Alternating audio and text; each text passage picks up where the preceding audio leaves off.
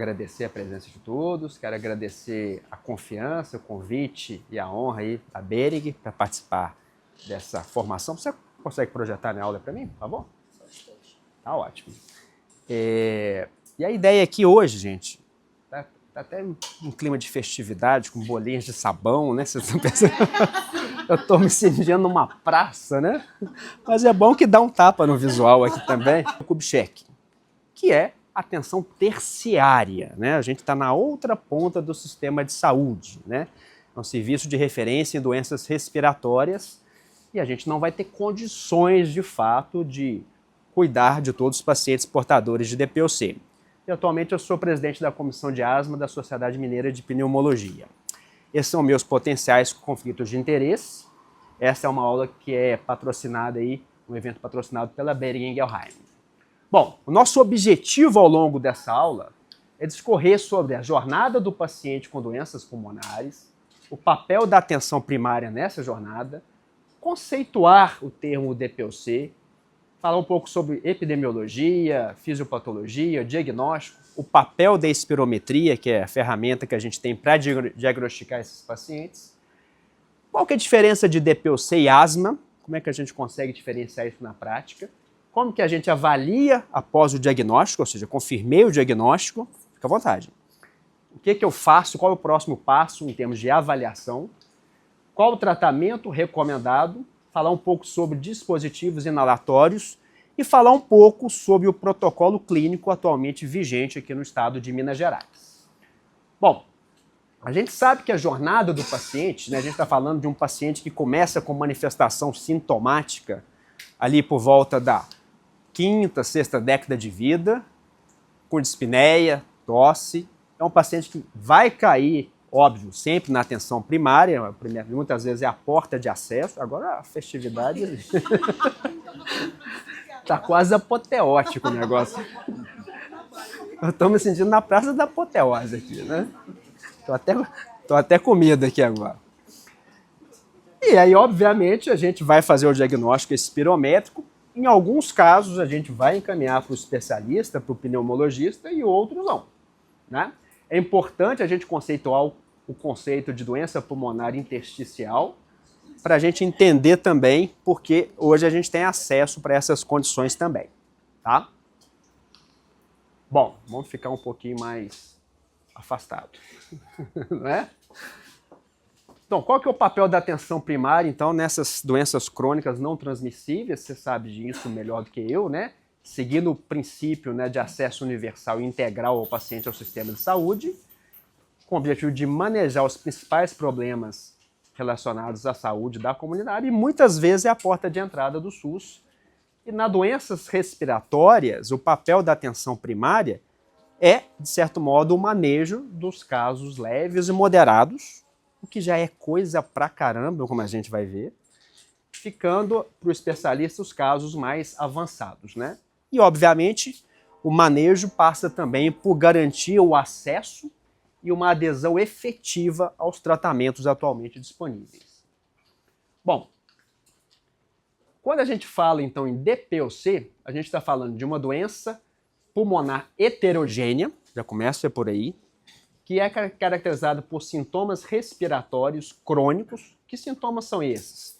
Falta de ar, tosse com produção de muco, de secreção, e esta condição ela é permeada por momentos de piora aguda do quadro clínico que a gente chama de exacerbação. Essa condição ela advém de anormalidades ao longo das vias aéreas desses pacientes ou dos alvéolos, que causam uma obstrução persistente das vias aéreas e é uma condição que é frequentemente progressiva. A DPOC ela tende a evoluir à medida que o paciente vai sobrevivendo. Bom, e qual que é a prevalência da DPOC no mundo e no Brasil? Existem alguns estudos que tentaram acessar essa questão. O estudo mais citado na realidade brasileira é um estudo que se chama Estudo Platino, em que eles chegaram à conclusão que entre a população brasileira acima de 40 anos de idade, a prevalência de DPOC por espirometria é algo em torno de 16% da população acima de 40 anos de idade. Ou seja, é uma condição extremamente prevalente. Se a gente pensar que, dados do IBGE, uma população brasileira em 2022 com 203 milhões de habitantes, 85 milhões de pacientes acima de 40 anos de idade, nós teríamos no Brasil algo ao redor de 13 a 14 milhões de pacientes portadores de DPOC. Aí o papel fundamental da atenção básica na busca ativa desses pacientes para que a gente fomente o diagnóstico e promova tratamentos adequados para esses pacientes. Bom, a nível global, todos os anos morrem em torno de 3 milhões de pessoas no mundo por conta de DPOC. Covid-19 causou assim, um impacto, né, uma comoção social enorme. Mas a pandemia de Covid-19, nos 2 primeiros anos, né, que aqueles anos mais críticos, ela levou a uma mortalidade algo em torno de 6 milhões e poucos mil pacientes no mundo. Depois, hoje, felizmente, a mortalidade é bem menor, ela continua aí aumentando, mas é muito menor do que era naquela época. Mas se a gente fizer uma analogia, a média de mortalidade no auge da pandemia da Covid-19 foi algo em torno de 3 milhões de mortes ao ano, na média. Então a DPOC mata o que a pandemia de Covid-19 matou no auge da pandemia, mas isso há muitos anos ela leva esse percentual de óbito. Isso equivale a 5% de todas as mortes globais, sendo a terceira causa de óbito em todo o mundo.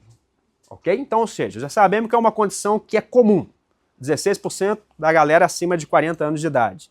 E que mata pra caramba. Terceira causa de morte no mundo. Ok? Bom, um outro dado importante é aquele estudo que eu citei, que é o estudo Platino, que avaliou, né, um estudo que pegou amostras populacionais para avaliar a prevalência de DPOC e chegou à conclusão que é quase 16% de quem tem acima de 40 anos de idade. Este mesmo estudo mostrou isso daqui, ó. Que aqueles pacientes que o estudo comprovou o diagnóstico de DPOC, só 12,5% dessa turma tinham previamente o diagnóstico de DPOC dado por algum profissional da área de saúde. A imensa maioria, aqui em branco, jamais alguém tinha falado para esses pacientes dessa amostra que eles eram portador de uma condição chamada DPOC, que a gente vê que é uma condição que leva a impacto sintomático e leva a desfechos de morbimortalidade. Então, ou seja, resumo da ópera. Condição comum, que impacta muito em termos de morbimortalidade, e o subdiagnóstico é a regra. Por isso que a gente está num evento como esse, em que vocês estão na ponta do sistema, é uma oportunidade ímpar da gente começar a mudar essa realidade. Bom, então é isso. Quase metade dos pacientes que passam a ter o diagnóstico de DPOC são diagnosticados como DPOC quando? Quando são hospitalizados. Está errado. Não devia deixar esse paciente chegar a ser hospitalizado para a gente fazer o diagnóstico de DPOC. Mais de 80% dos pacientes com diagnóstico de DPOC já tem uma obstrução, no mínimo, moderada na espirometria. A gente vai ver esses conceitos de Gold 1, 2, 3 daqui a pouquinho. 70% dos pacientes portadores de DPOC são subdiagnosticados a nível mundial e aqui no Brasil acima de 80%, segundo dados daquele estudo que eu mostrei para vocês, que é o estudo Platino. Então, ou seja, a gente tem que mudar essa realidade. E além dessa realidade de impacto de sintomas no dia a dia, de morbimortalidade, de subdiagnóstico, a gente tem que entender que o impacto da DPOC ela vai além da própria DPOC. Porque no momento em que o paciente se exacerba de DPOC, ele tem impacto em mortalidades, inclusive por doenças cardiovasculares. A pandemia da Covid-19 mostrou isso para a gente também. Os pacientes tinham Covid-19, hospitalizavam e evoluíam para infarto, para AVC, embolia pulmonar. A gente sabe que inflamações de vias aéreas, a liberação de cascata de substâncias pró-inflamatórias, lesam endotélio, lesam vasculatura. Então aqui dados mostrando para a gente que nos primeiros 5 dias após uma exacerbação de DPOC, você mais do que dobra a chance de ter um infarto agudo do miocárdio. Entre o 6º e o 10º dia, você aumenta 40% a chance de ter um AVC. Então existe um impacto da DPOC além da mortalidade por doença respiratória, mas também mortalidade por doença cardiovascular. Bom, e qual que é a fisiopatologia da DPOC? Eu tenho um processo inflamatório a nível de bronco, levando a uma bronquite crônica com hipersecreção mucosa, que leva aos sintomas geralmente de tosse com expectoração. E eu tenho uma inflamação de pequenas vias aéreas e um enfisema que leva à obstrução de fluxo aéreo com aprisionamento, hiperinsuflação e a dispneia. Bom, então eu tenho um indivíduo que seja genética, ele tem uma predisposição para vir a desenvolver DPOC, e uma vez que ele se expõe à exposição à combustão de biomassa, principalmente fumaça de cigarro, mas também poluição ambiental, agentes ocupacionais, ele pode vir a desenvolver DPOC. Bom, e de onde que vem o O da sigla DPOC? Obstrutivo, né? Vem de obstrutivo. O nome da doença é terrível, né? DPOC. Os próprios pacientes têm dificuldade de falar que doença eles têm, né? Eu acho que a gente foi muito infeliz em prover esse nome à condição. Doença pulmonar obstrutiva crônica. Inventar-se um nome qualquer, mas a gente deveria criar um nome. Mas, de fato, o que ocorre, se a gente pensar aqui num alvéolo normal, ele tem uma retração elástica. O que significa isso? Ele funciona como se fosse uma bexiga de festa. Você sopra, aquela bexiga enche de ar, você tira a bexiga da boca, ela esvazia, ela recolhe, ela tem um recolhimento elástico. No indivíduo normal, esse recolhimento elástico está funcionando bem. Já no indivíduo com DPOC, ele perde a elasticidade desse saco alveolar. É igual o balão mesmo de festa. Primeira vez que você sopra ele enche um pouquinho, você solta, ele esvazia muito rápido. Mas se você encher ele 30 vezes, ele vai ficando meio enrugado. Aí você consegue até soprar ele mais forte, mas ele demora mais para esvaziar, porque ele vai perdendo a elasticidade. E como o fluxo é para cá, para soltar o ar, se eu tenho menos elasticidade, eu tenho mais dificuldade de eliminar o ar. E também a gente pode observar aqui, nessa lâmina, eu estou analisando aqui um corte de uma pequena via aérea, um corte transversal. Então aqui está o ar, o espaço para o ar passar. Intuitivamente é fácil da gente entender que quando eu inspiro, eu encho os pulmões de ar, essa pequena via aérea, ela se abre. Sim? Quando eu exalo o ar, essa pequena via aérea, ela se fecha. E por que não fecha completamente essa pequena via aérea antes do ar ser totalmente exalado? Porque existem amarras, existem sustentações alveolares que fazem com que esta pequena via aérea não se feche completamente antes do ar ser totalmente exalado. Já no indivíduo portador de DPOC, ele perde essas sustentações, essas amarras alveolares. Então, quando ele inspira, ele enche os pulmões de ar, ok, o ar entra, ele abre, mas quando ele exala o ar, esta pequena via aérea ela se fecha antes do ar ser totalmente exalado. Por isso que é obstrutivo.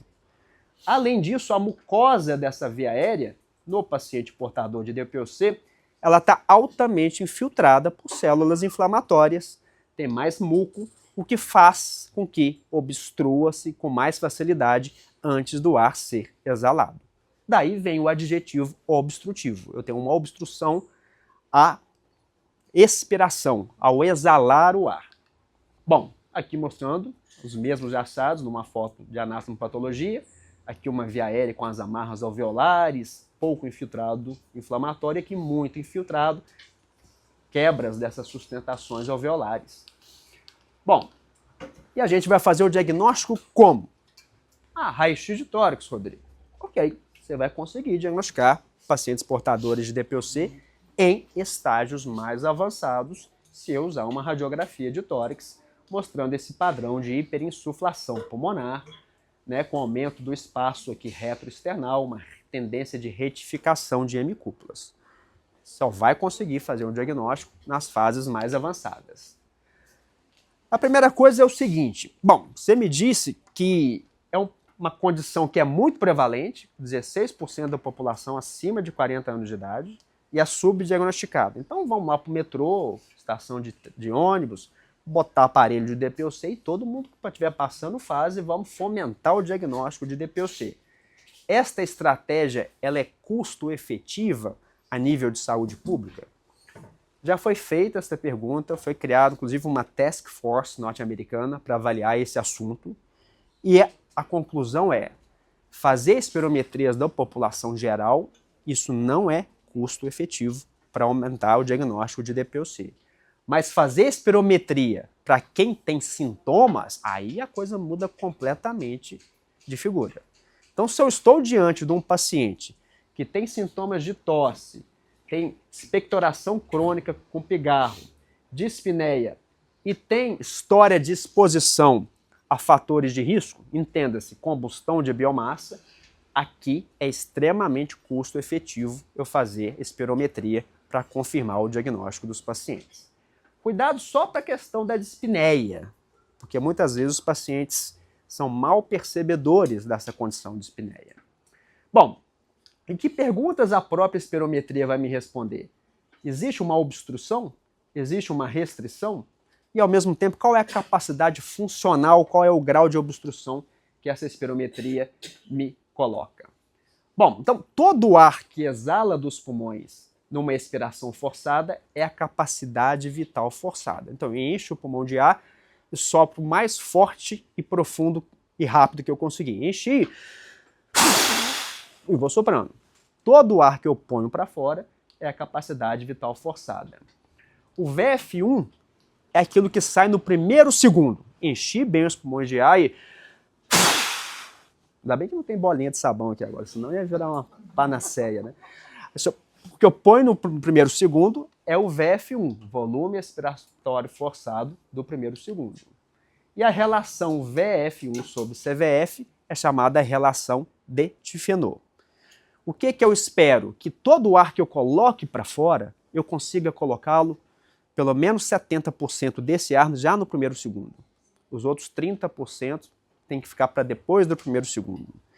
Se eu tenho dificuldade de exalar o ar, porque eu perco as minhas amarras alveolares, eu tenho inflamação na parede daquela pequena via aérea, eu vou ter uma relação VF1 sobre CVF menor do que 70%. Então, a CVF, a gente vai perguntar, ela está baixa? Será que tem restrição também?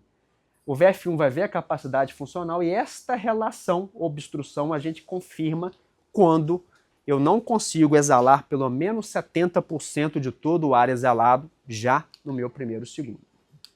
Ok? Bom, e o indivíduo que tem redução da capacidade vital forçada?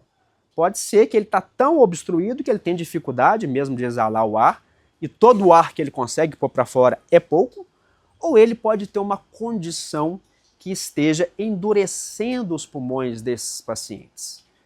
Os pulmões funcionam como se fossem duas esponjas de ar. Eles enchem de ar e eles esvaziam, não totalmente, mas esvaziam ar.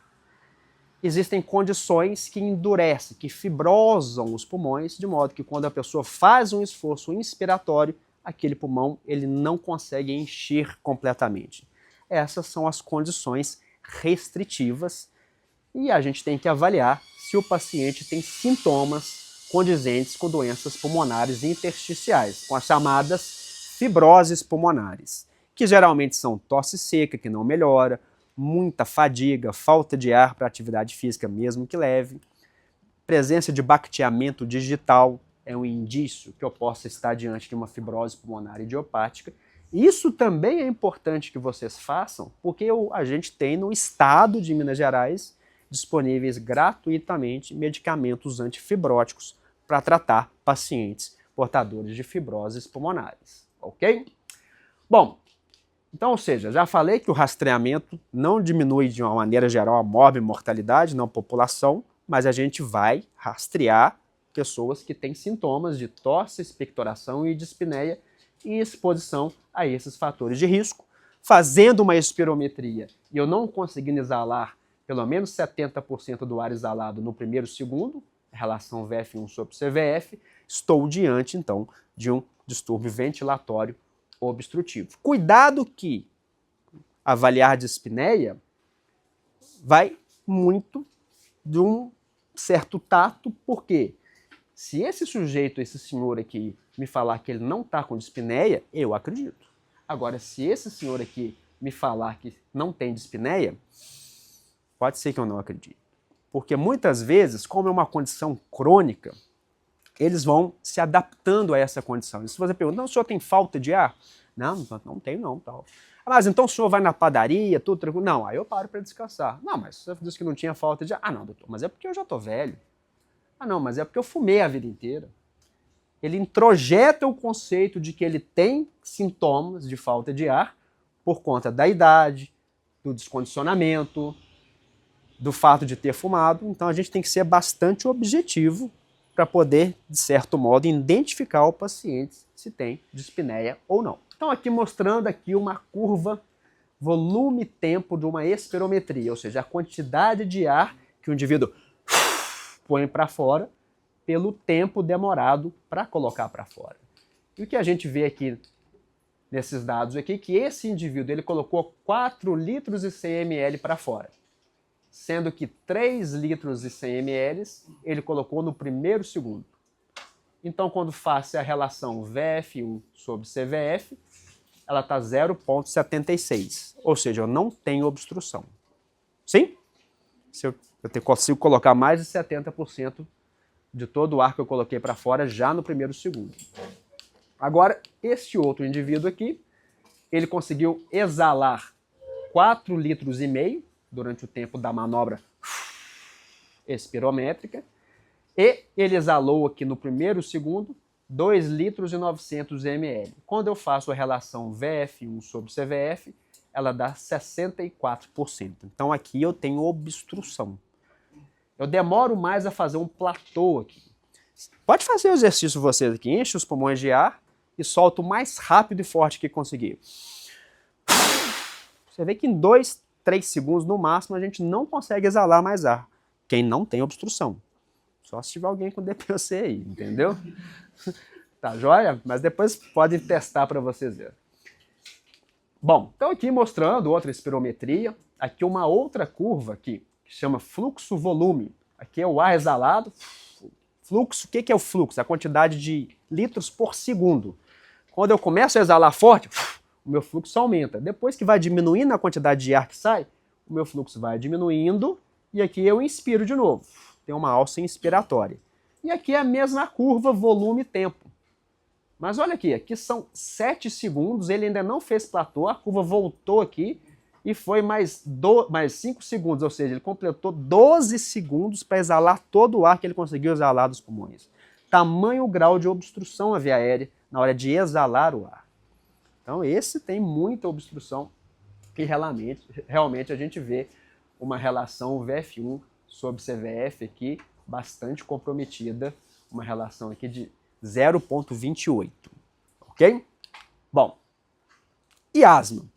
Asma também não dá esses sintomas? Tosse, chiado, falta de ar? Sim, dá exatamente os mesmos sintomas. Por quê? Porque também leva à obstrução ao exalar o ar. Só que eu não tenho perda das amarras, das sustentações alveolares. Eu tenho só inflamação na pequena veia aérea, que faz com que quando eu vou exalar o ar, eu tenha dificuldade de colocar esse ar para fora. Ok? Bom, como que a gente vai diferenciar então asma de DPOC? Sendo que asma também é essa condição que é bastante heterogênea, como DPOC, os sintomas são parecidos. Tosse com pigarro, por temuco, dispneia, sibilo. Gente, o sibilo é um assovio. Por que o paciente chia, sibila? Toda vez que eu estreito uma passagem do ar, a gente tem um assovio. Ninguém vai assoviar de boca aberta, não tem jeito. Significa que eu tenho estreitamento à passagem do ar durante, principalmente, a expiração, porque na inspiração a tendência é ela abrir, na expiração a tendência é ela fechar. Quando eu tenho perda de amarra alveolar e inflamação, eu estreito muito e eu tenho o assovio, que é o chiado. Ok? E na asma eu tenho opressão torácica. A diferença está na história clínica. Geralmente aqui são pacientes acima dos 40 anos, que tiveram exposição aos fatores de risco, tabagismo, partículas nocivas, outras exposições. E aqui eu tenho uma história familiar, geralmente sintomas que tiveram na infância. Os sintomas são mais flutuantes. O paciente asmático, fora da crise, se você fizer uma espirometria dele, ele vai vir aproximadamente assim, totalmente normal. E às vezes numa crise ele pode estar até muito mais obstruído do que os pacientes portadores de DPOC. E tem uma característica, uma relação muito nítida entre a exposição à poeira, mofo, alérgeno e o desencadeamento de sintomas. Então essa relação de exposição e sintomas me faz pensar mais estar diante de um paciente portador de asma. Bom, então a gente vai avaliar sempre na espirometria o índice de tifenor, a relação VF1 sobre ZVF, menor do que 0,7 após o broncodilatador. E na asma, normalmente, após o broncodilatador, eu tenho melhoria do VF1. Na imensa maioria dos pacientes portadores de asma, como o fator é mais obstrutivo, mais por espasmo da musculatura lisa, com o broncodilatador, faço 4 puffs de salbutamol, põe ele para soprar de novo, ele melhora pelo menos 200 ml e pelo menos 12% do predito. Ok? Então todo paciente que faz espirometria e a prova broncodilatadora é positiva é asmático? Não. A maioria dos asmáticos vai ter essa prova broncodilatadora positiva, mas não todos, porque eu tenho asmáticos que já têm um grau de remodelamento, de fibrose da via aérea. E eu posso ter algo em torno de 15 a 18% dos pacientes portadores de DPOC que também tem a prova broncodilatadora positiva. Mas é uma pista para te falar, para fazer pensar mais na possibilidade de um diagnóstico diferencial com asma. Bom, então eu fiz o diagnóstico, o meu paciente tem sintomas, teve exposição à combustão de biomassa, conseguiu uma espirometria, fiz e ele tinha uma relação VF1 sobre CVF menor do que 0,7, menor do que 70%. Então, provavelmente, estou diante de um paciente portador de DPOC. O que eu vou fazer agora? Eu vou avaliar esse paciente. E o que eu vou avaliar? Primeiro ponto, o grau de obstrução ao fluxo aéreo pela própria espirometria. Obstrução, eu fecho a obstrução com VF1 sobre CVF menor do que 70%. Agora, qual é a magnitude dessa obstrução? Vai de acordo com o percentual que ele conseguiu somar no VF1 de acordo com aquilo que seria predito para a idade dele, para a raça dele e para a antropometria dele. Então, se eu tenho obstrução e o meu VF1 pós-broncodilatador é acima de 80% do que seria predito, ele é uma obstrução leve ou GOLD 1. Se a obstrução é entre 50% e 79% do que seria predito, ele é uma obstrução moderada ou GOLD 2. Se a obstrução é entre 30% e 49% do que seria predito, uma obstrução grave ou GOLD 3. E quando o grau de obstrução é menor do que 30% no VF1 do que seria esperado para aquele paciente, eu estou diante de um GOLD 4 ou obstrução muito grave. Rodrigo, isso aqui então é a gravidade da DPOC? Não. Esta é a gravidade da obstrução ao fluxo de ar. A gravidade da DPOC a gente vai ver um pouquinho mais para frente como que a gente gradua em termos de gravidade. Porque não existe uma correlação linear entre o grau de obstrução ao fluxo aéreo e o impacto em termos de sintomas. Então, por exemplo, vendo aqui escala de falta de ar, de dispneia, 0, 1, 2, 3, 4. Quanto mais para cá, pior é o grau de dispneia. Eu tenho pacientes aqui que têm uma obstrução aqui leve, mas já tem um alto impacto sintomático, e dentre os muito obstruídos, eu tenho um percentual deles que tem pouco impacto sintomático. Então não existe uma correlação linear entre grau de obstrução ao fluxo aéreo na espirometria e sintomas. Porque existem outros fatores na balança, além da obstrução. Existe condicionamento, reabilitação, o quadro cardíaco também vai influenciar. Então tudo isso é colocado em consideração. Mas é importante a gente avaliar o grau de obstrução depois do diagnóstico. O segundo passo é, agora sim, eu vou avaliar o impacto que a DPOC traz para esses pacientes em termos de sintomas. Por que os pacientes têm sintomas principalmente de falta de ar? Porque eles têm dificuldade de exalar o ar. A gente já viu isso lá na fisiopatologia. Eles enchem bem, mas quando eles soltam, eles têm dificuldade de exalar o ar. Quando eles estão em repouso, a frequência respiratória está baixa e o tempo expiratório do paciente é o suficiente para vencer essa dificuldade. Ele tem tempo para exalar o ar. Então, por mais que exista obstrução, ele consegue pôr o ar para fora. Mas quando ele vai fazer uma atividade física, o que ocorre? Aumenta-se a frequência respiratória e o tempo expiratório também encurta. Então, se ele tem dificuldade para pôr o ar para fora e tem menos tempo para pôr o ar para fora, ele não consegue pôr adequadamente o ar para fora. Ele vai ficando hiperinsuflado de ar. Isso traz dispneia. Mesma coisa, façam um exercício vocês. Encham bem os pulmões de ar, soltem um pouquinho só do ar e segurem. Igual o exame de urina, né? Colher o jato médio, né? Aquilo é chato, né? Você vai urinar, tem que parar para colher, né? Exalar, você segura e tenta depois encher muito o pulmão de ar de novo. Não consegue. Se você não esvaziou adequadamente, você tem menos oportunidade, menos condição de encher de novo numa nova inspiração.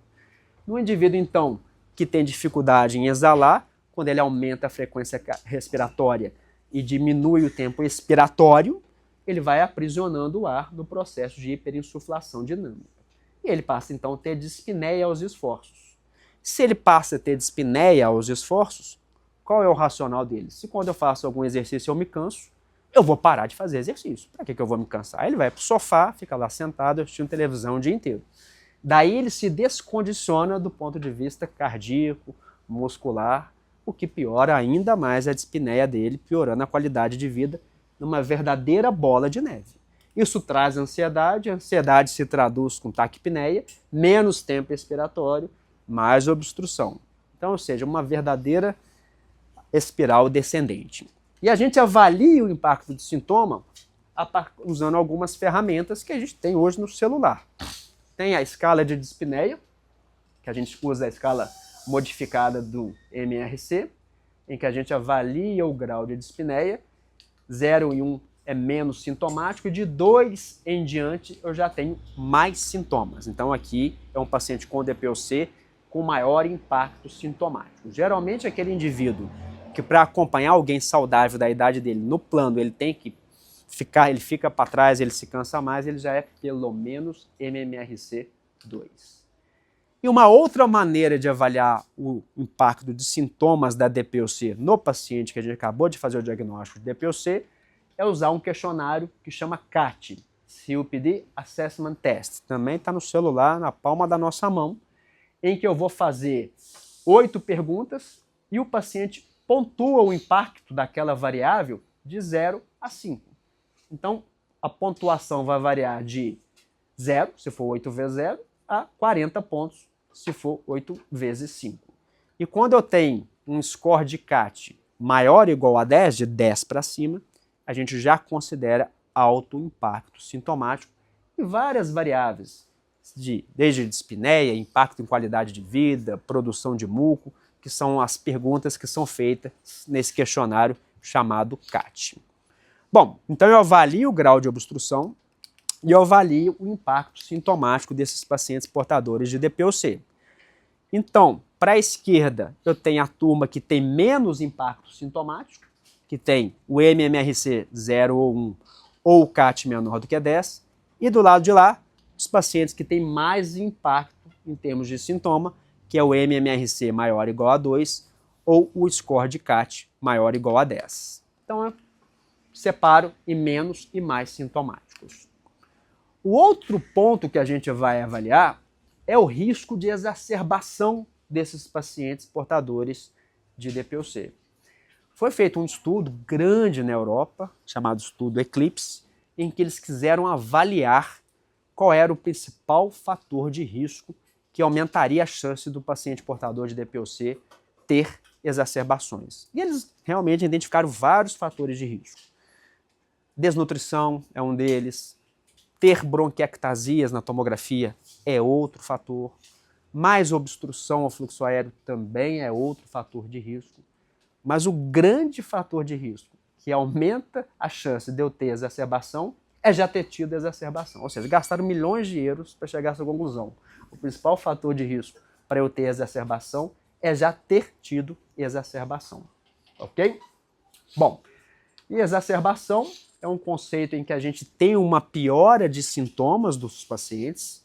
Todo paciente, todo ser humano, ele tem flutuações circadianas das nossas variáveis fisiológicas, o nosso ritmo circadiano.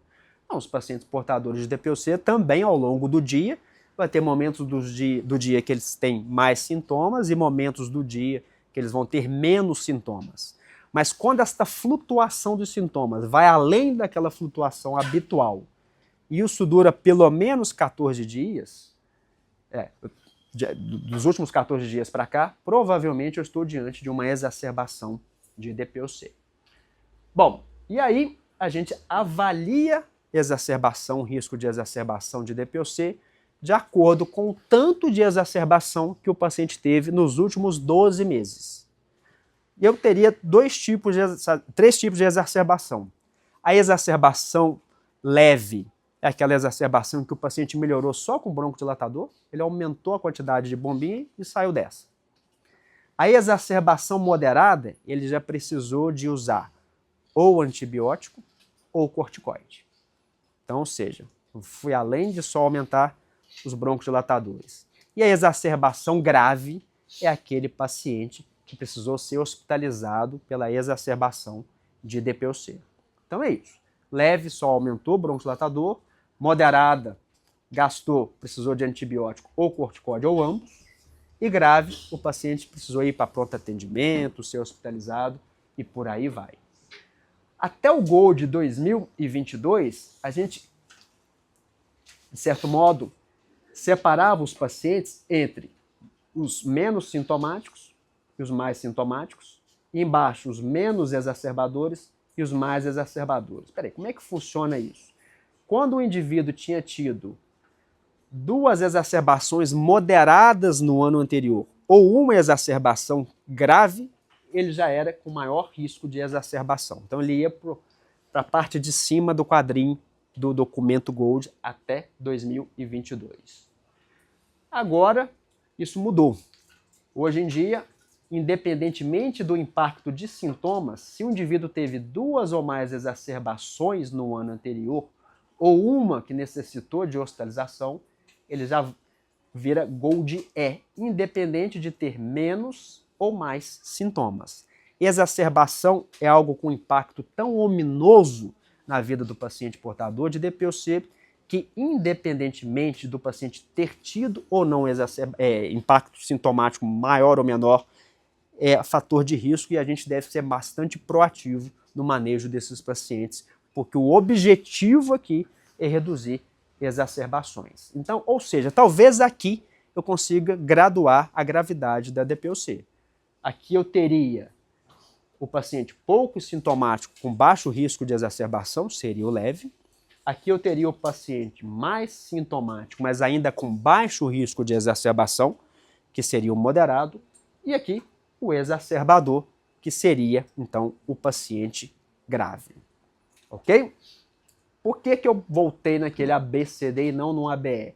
Porque a gente vai ver mais à frente que o protocolo de Minas Gerais, como ele é antes de 2021, ele ainda usa a graduação em 4 níveis e não em 3 níveis, que é o recomendado aí pelo documento Gold desde 2023. Então, por isso que eu quis dar essa diferenciada para vocês, tá bom? Bom, então é isso. E como que a gente vai tratar, então, o paciente portador de DPOC? Uma vez que a gente entendeu a fisiopatologia, a gente fechou o diagnóstico, a gente fez a avaliação após o diagnóstico, a gente graduou esses pacientes aí no ABCD ou o ABE. Então, como que a gente vai tratar esses pacientes? Tá tudo tranquilo por enquanto? Alguma dúvida? Fiquem à vontade, tá? Bom, obviamente, se a principal causa é o tabagismo, a gente vai fomentar a cessação de tabagismo. Dia 31 de maio agora foi o Dia Mundial contra o Tabaco, né? Eu sei que aqui em Betim tem várias iniciativas, grupos de cessação de tabagismo, isso é muito importante ter isso na atenção básica, porque isso aqui, o impacto disso é gigantesco.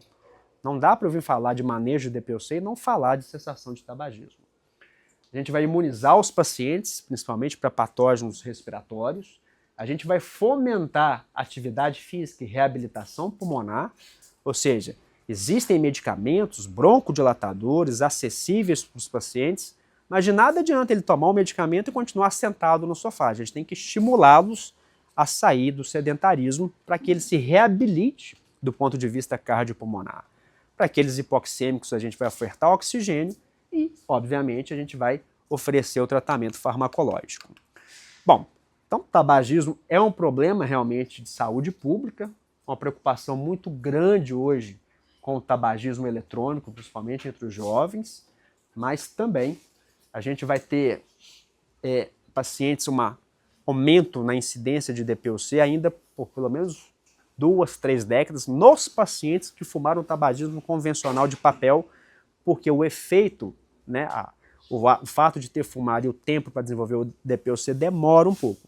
Então a gente espera, a gente já viu que é uma das maiores condições de internação no mundo, terceira, né, causa de óbito no planeta, a gente vê que ainda assim ainda vai aumentar, mesmo em quem só fumou cigarro de papel. Agora imagina esses meninos aí que estão fumando vape, né, fumando essas questões aí.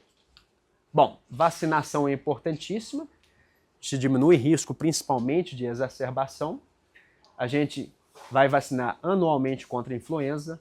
A vacinação pneumocócica deve ser feita pelo menos uma vez na vida. Hoje está disponível a Prevenar 13, a vacina conjugada, né, 13 valente para pneumonia, excepcionalmente está disponível na saúde, no SUS.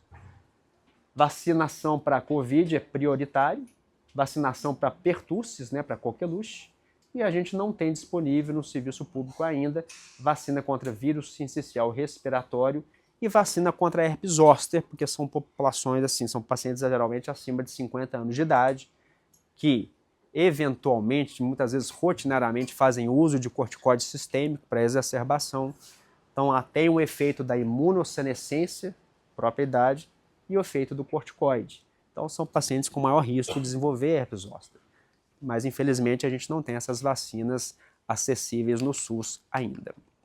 Oxigênio terapia, está examinando, avaliando o paciente portador de DPOC, pôs o oxímetro, está menor do que 92, pede uma gasometria, e se vier na gasometria uma PaO2 menor do que 55 milímetros de mercúrio, você já vai indicar O2 domiciliar para esse paciente, e se essa PaO2 estiver entre 56 e 60, e ele tiver outros sinais de corpo pulmonar, como hemoglobina alta, um eletro mostrando sinais de hipertensão pulmonar, né, com onda P pontiaguda D2, desvio de eixo para a direita, ou um ecocardiograma mostrando hipertensão pulmonar, também já tem indicação da gente ofertar oxigênio domiciliar para esses pacientes.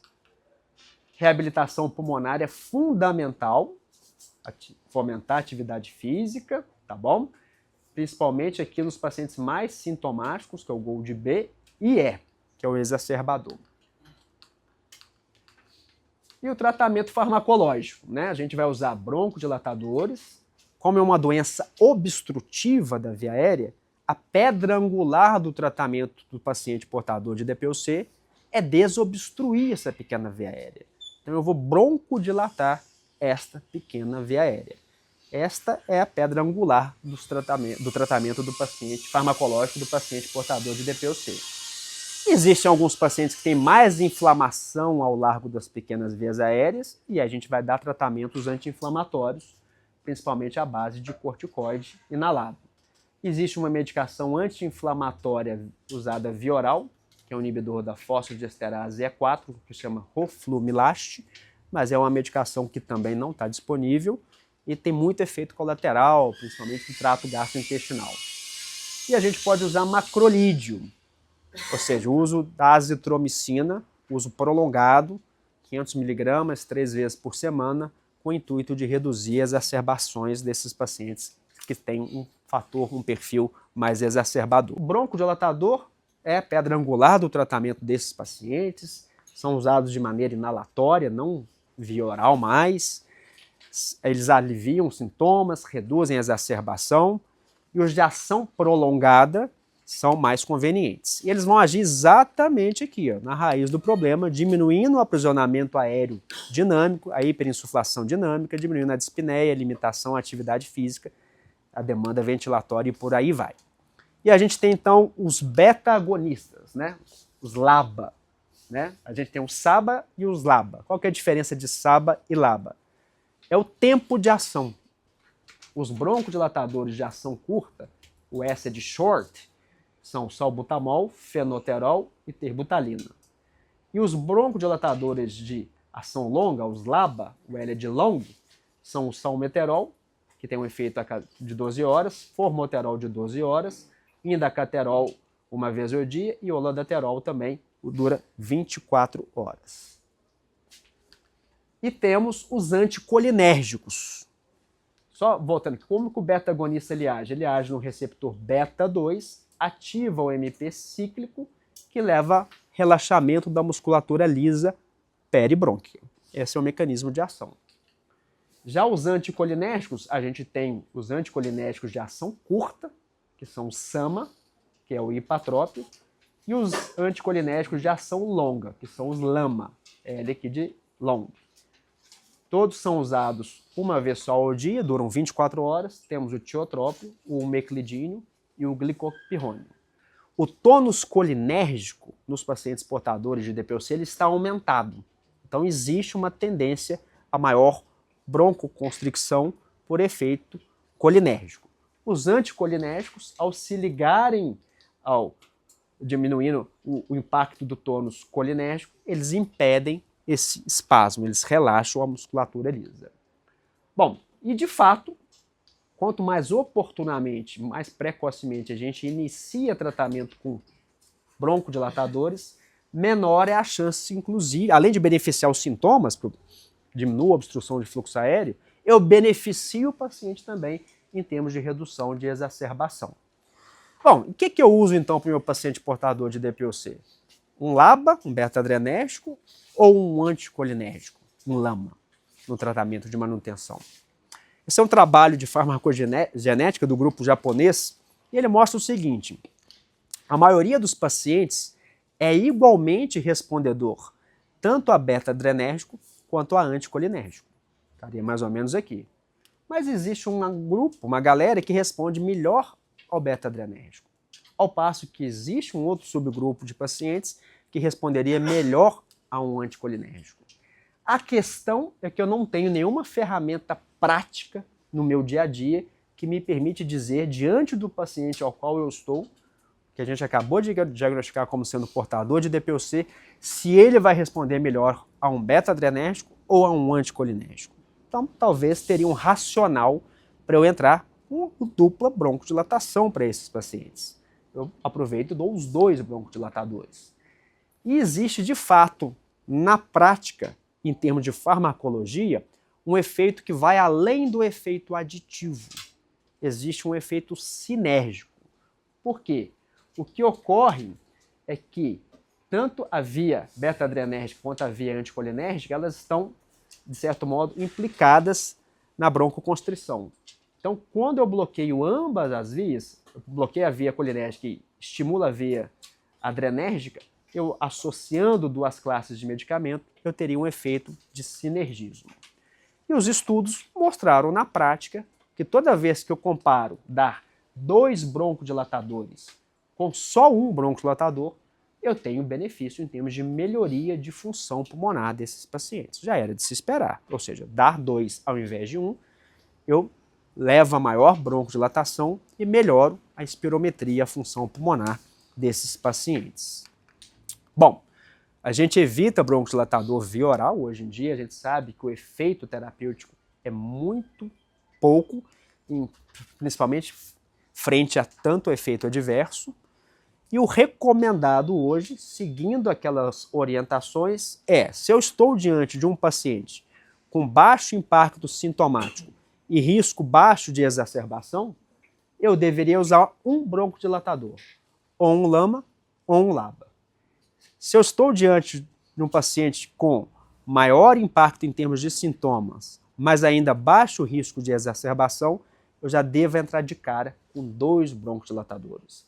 E aqui está a maioria dos pacientes portadores de DPOC que estão por aí, né, circulando. E se eu tenho um paciente portador de DPOC com histórico de maior risco de exacerbação, eu posso já começar com 2 broncodilatadores, e se ele tiver pelo menos 300 eosinófilos no hemograma, talvez eu deva entrar com terapia tripla contendo corticoide inalado e 2 broncodilatadores. Ok? Esse seria o tratamento inicial segundo aquela classificação do Gold em Gold A, B e E. Isso é o que a ciência hoje, a evidência científica, nos coloca para tratar esses pacientes portadores de DPOC. Então, se eu graduar em leve, moderado, grave, tratamento do leve, 1 broncodilatador, do moderado, 2 broncodilatadores, do grave, 2 broncodilatadores ou terapia tripla, se ele tiver eosinófilo acima de 300. Ok? Bom, e essa história do eosinófilo? De onde você tirou esse coelho da cartola, né? De onde que vem isso? Isso de vários estudos de análises pós-hoc, mostrando que, de fato, existe uma correlação entre inflamação eosinofílica ao largo das vias aéreas dos pacientes portadores de DPOC e o eosinófilo medido no hemograma, que é uma ferramenta que a gente tem à nossa disposição aí desde 1923. De modo que os estudos científicos, vários, mostram exatamente o seguinte, que nos pacientes que exacerbam, são mais exacerbadores, acima de 100 eosinófilos, eu começo a separar as curvas em termos de aumentar risco de exacerbação caso eu fique sem o corticoide inalado.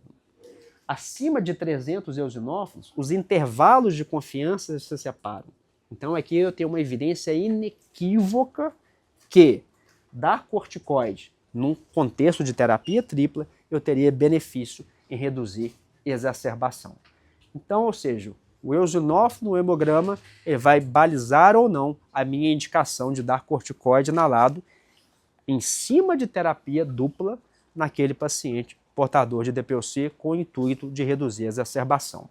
O que me vai cogitar em dar corticoide inalado é ser exacerbador. Aí eu vou olhar para o eosinófilo. Se esse eosinófilo está acima de 300, então talvez, junto com a terapia dupla, máximo de broncodilatação, eu possa fazer uso do corticoide inalado. Bom, falei para vocês, a classificação pode perguntar. Isso. Eu tenho uma dúvida, que às vezes acontece de paciente meu que chega lá, às vezes em torno de 40, 50 anos, já tem um raio-x com sinais de insuflação. E aí, o que acontece? Você perguntar, tem falta de ar? Às vezes trabalha como pedreiro. Não tem falta de ar. Uhum. E aí, às vezes, eu fico na dúvida. Eu começo o tratamento ou não começo? Não é exacerbador, mas assim, tem toda a característica. Peço a espirometria, mas assim, até pedir a espirometria, até sair a espirometria, começa algum tratamento para esse paciente ou não? E aí a outra dúvida que fica, né, porque de acordo lá com a classificação, né, os poucos sintomáticos começam com um aba ou um lama. Uhum. É isso? Uhum. E aí, às vezes, o paciente não tem condição financeira, Uhum. né, para conseguir comprar essa medicação e também talvez não tenha critério para pegar a medicação pelo farmácia de Minas. Começa com o corticoide inalatório dele, sendo que o corticoide inalatório só é o caso dos mais exacerbados. Tá, vamos por etapas, né? Muito provavelmente esse paciente que você está me contando, ele está se reabilitando na profissão dele. Ele tem uma profissão que é de esforço físico. Então, quando eu disse que não tinha muita correlação entre grau de obstrução e sintomas, não é uma correlação linear e muito provavelmente esse paciente seu, o que está ocorrendo é isso. Ele tem uma profissão que requer alta performance física e ele consegue se reabilitar, daí o impacto de dispneia é menor. Sim? Bom, como que você vai avaliar esse paciente? Você fez um raio-x e vê que ele tem hiperinsuflação. Sim? Você vai fazer uma espirometria. Se ele tiver, né, critério de obstrução, está fechado o diagnóstico de DPOC. Por mais que ele continue tendo pouco impacto sintomático, é recomendável que ele seja tratado. Nesse caso, se o impacto realmente for bem baixinho, eu daria um só broncodilatador para ele. Tá? Aí eu daria qual? Eu daria um LAMA isolado. Por quê? Comparando o efeito broncodilatador de anticolinérgico lama e beta-adrenérgico, os efeitos são similares, não tem tanta diferença. Mas a propensão do anticolinérgico reduzir a exacerbação é maior. Porque ele reduz, o anticolinérgico, ele reduz a secreção de muco. Isso diminui o risco desse paciente que ainda não exacerbou, né, que você está me contando, vir a exacerbar daqui a pouco. Então esse é o paciente para mim que eu colocaria ele como Gold A, sim, e daria um broncodilatador para ele, apesar do baixo impacto sintomático por estar, né, profissionalmente reabilitado. E neste caso eu daria um anticolinérgico para ele, mas até com o intuito de reduzir a exacerbação, risco de exacerbação, porque melhorar tanto já que ele está, obviamente, em relação a isso. Faria uma tomografia, ele tem indicação, né, se ele teve exposição a tabagismo, vai que ele parou e tal, ele tem indicação de fazer tomografia com baixa dose de radiação anualmente para rastrear câncer de pulmão. E muitas vezes, na tomografia, eu vou ver achados de espessamento de parede do brônquio, de enfisema pulmonar, que vão justificar o seu achado lá no raio-x de hiperinsuflação. E às vezes, se ele não tiver acesso à espirometria, eu posso tentar, inclusive, a medicação sem a espirometria, com o argumento de que não conseguiu fazer, do ponto de vista cognitivo, etc., ele não conseguiu fazer, ou não tinha acesso, mas eu tenho dados imagéticos aqui, inequívocos, de que ele tem DPOC, ok? Corticoide inalado eu não daria, entendeu? Não daria corticoide inalado para esse paciente porque ele não tem histórico de exacerbação. E em medicina, quando a gente dá algo para um paciente sem indicação de usar, a gente aumenta a chance de que aquilo vá fazer mal, não vai fazer o bem, porque não tem indicação, e vá fazer mal. Eu vou aumentar risco de pneumonia, eu vou aumentar risco de candidíase oral, do corticoide inalado, eu vou aumentar risco de osteoporose, de catarata, né, de glaucoma, sem o benefício de reduzir a exacerbação, porque ele não é exacerbador. Entendeu? Deu para entender mais ou menos? O Flow, ele poderia substituir a espirometria no momento? No diagnóstico? Não poderia. Ele pode ser bom uma ferramenta para o paciente ter, para aí você ir avaliando ele ao longo do tempo. Porque o que o pico de fluxo mede? O tanto de ar que você põe para fora, o fluxo de ar. Mas eu não consigo dizer que aquilo é por conta de obstrução.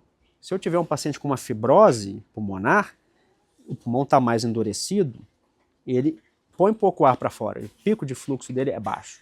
Se eu tiver com um paciente com uma cifoscoliose, tudo bem, isso é mais óbvio na prática do dia a dia. Ele enche menos o ar e põe menos ar para fora. Se ele tiver uma fraqueza muscular, ele põe o ar para fora. Então eu preciso entender que aquele menor ar exalado vem de uma obstrução. E eu só consigo isso numa relação VF1 sobre CVF menor do que 70%. É o melhor que a gente tem assim, do ponto de vista de acesso. Que, mesmo assim, a espirometria, mesmo ela, às vezes, ela come bola.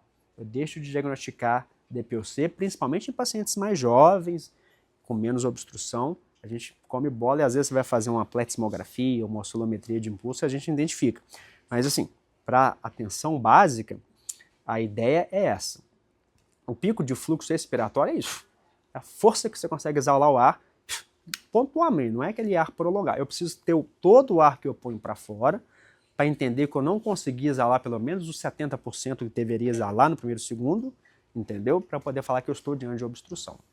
Então eu não recomendo. Agora, fiz o diagnóstico, o meu paciente com pico de fluxo tem DPOC, ele tem um pico de fluxo de 150 e ele começa a perceber que ele está ficando um pouco mais cansado, ele vai fazendo pico de fluxo, caiu para 120, 110, provavelmente ele está entrando numa exacerbação, é uma ferramenta que ele tem à mão para entender que a doença de via aérea dele está piorando naquele momento por alguma razão, ele deve procurar algum auxílio médico para poder tratar isso antes dele ser hospitalizado.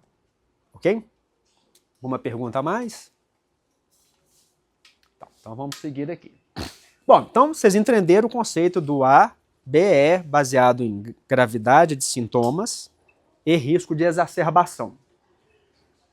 Bom, isso só funciona para definir o tratamento no paciente que ainda não está usando nenhuma medicação inalatória para DPOC. Esse paciente nunca chega para mim, lá no Júlia.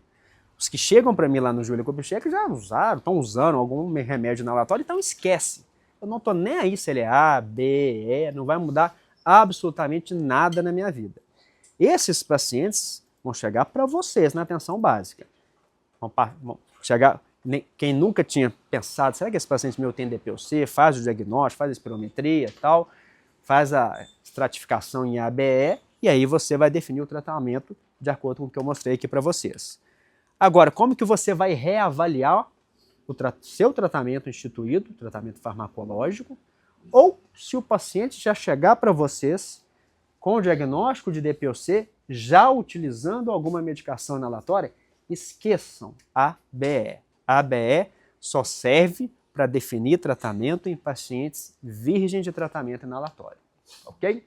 No paciente que já está usando algum medicamento, o que a gente vai avaliar para esse paciente é onde que o bicho está pegando. Esse paciente já está usando algum remédio e ele persiste com sintomas, como dispneia, ou esse paciente já está usando algum remédio e ele persiste exacerbando.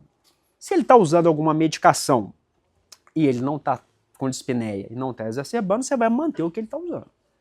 Agora, se o meu paciente mantém dispneia, mantém sintomas, eu vou avaliar o que ele está usando. Ah, ele está usando um LABA. Então, o que eu vou fazer para ele? Vou dar LABA-LAMA, vou dar 2 broncodilatadores. Não, ele chega para mim já usando 2 broncodilatadores. Opa, ainda está com dispneia? Então, quem sabe eu troco o dispositivo inalatório, troco as moléculas de LABA-LAMA, quem sabe eu escalono o tratamento não farmacológico para ele, põe ele numa reabilitação para ele melhorar o condicionamento. Será que não tem uma outra causa dessa dispneia? Será que não é insuficiência cardíaca? Será que não é hipertensão pulmonar? Então a gente tem esse algoritmo de acompanhamento do paciente que já está utilizando algum medicamento. Ah, o meu paciente está usando algum medicamento, seja ele qual for, e ele persiste exacerbando. Aí você vai olhar, mas o que ele está usando? Ah, ele está usando só um anticolinérgico. Opa! Então o que eu posso fazer para ele? Se o eosinófilo dele for menor do que 300, eu dou 2 broncodilatadores. Associo LABA mais LAMA. Se for maior do que 300, vai aqui para terapia tripla com corticóide e 2 broncodilatadores. Ah não, mas ele já chegou aqui usando o LABA-LAMA. Aí o eosinófilo dele é acima de 100. Então pode ser que eu acrescentando um corticóide inalado vai ajudar. Ah não, é abaixo de 100 o eosinófilo. Então não é corticóide inalado que vai resolver o problema desse paciente. Quem sabe uma azitromicina possa ser algo que eu deva associar ao tratamento dele. Então existem esses fluxos de segmento aqui baseado em qual característica tratável esse paciente nos apresenta, já estando usando algum tratamento farmacológico. Esquece se é A, B, C, D, A, B, E, não vai servir mais nada se ele já vem usando algum tratamento farmacológico. E corticoide inalado em pacientes portadores de DPOC, a gente vai sempre cogitar num contexto de terapia tripla. A medicação mais utilizada no Brasil para pacientes portadores de DPOC é a associação de corticoide e LABA. Geralmente budesonida formoterol. É de longe a medicação mais usada. Isso está errado. Se você está cogitando dar corticoide inalado para paciente portador de DPOC, você vai dar corticoide inalado num contexto de terapia tripla. Você vai dar 2 broncodilatadores, LABA-LAMA, mais o corticoide inalado. Tanto que o documento Gold 2025, ele põe exatamente isso, para você reavaliar se o paciente tinha realmente indicação de usar corticoide inalado. Na hora nenhuma ele teve exacerbação na vida dele, ele só é sintomático e está usando corticoide LABA. Você vai considerar, inclusive, trocar para 2 broncodilatadores. Porque a característica tratável dele não é risco de exacerbação. A característica tratável dele é sintomas, impacto de sintomas. Aí eu vou dar 2 broncodilatadores. E por aí vai. Ok? Bom, falando um pouquinho sobre dispositivos inalatórios em pacientes portadores de DPOC. Isso é algo muito importante, porque medicação inalatória não é igual tomar comprimido. Ela é um pouco mais complexa. E muitas variáveis vão entrar aqui na nossa decisão. Sejam variáveis inerentes ao paciente, que é a capacidade de técnica que ele consegue aprender, se ele vai aderir adequadamente ao tratamento, qual que é a capacidade cognitiva e a habilidade manual, qual é a preferência do paciente. E existem características da própria medicação em si. A velocidade, no caso de um aerosol, a duração do aerosol, o tamanho da partícula, a resistência ao fluxo e, obviamente, em relação ao paciente, o pico de fluxo inspiratório que ele tem também vai ser importante, como se diz, uma variável importante a ser colocada nessa balança. Bom, o que a gente sabe é que aquele indivíduo muito obstruído, com uma hiperinsuflação, ele tem aqueles ar aprisionado nos pulmões, eles têm uma dificuldade de exalar ar. É o exercício que eu pedi para vocês fazerem do jato médio da urina. Enche um pulmão de ar, solta só um pouquinho e tenta encher forte e rápido. Você não consegue. Se você não conseguiu pôr para fora na exalação anterior, você inspirar, né, vai ser um pouco mais difícil. Isso é o pico de fluxo inspiratório que fica reduzido nesses pacientes portadores de hiperinsuflação.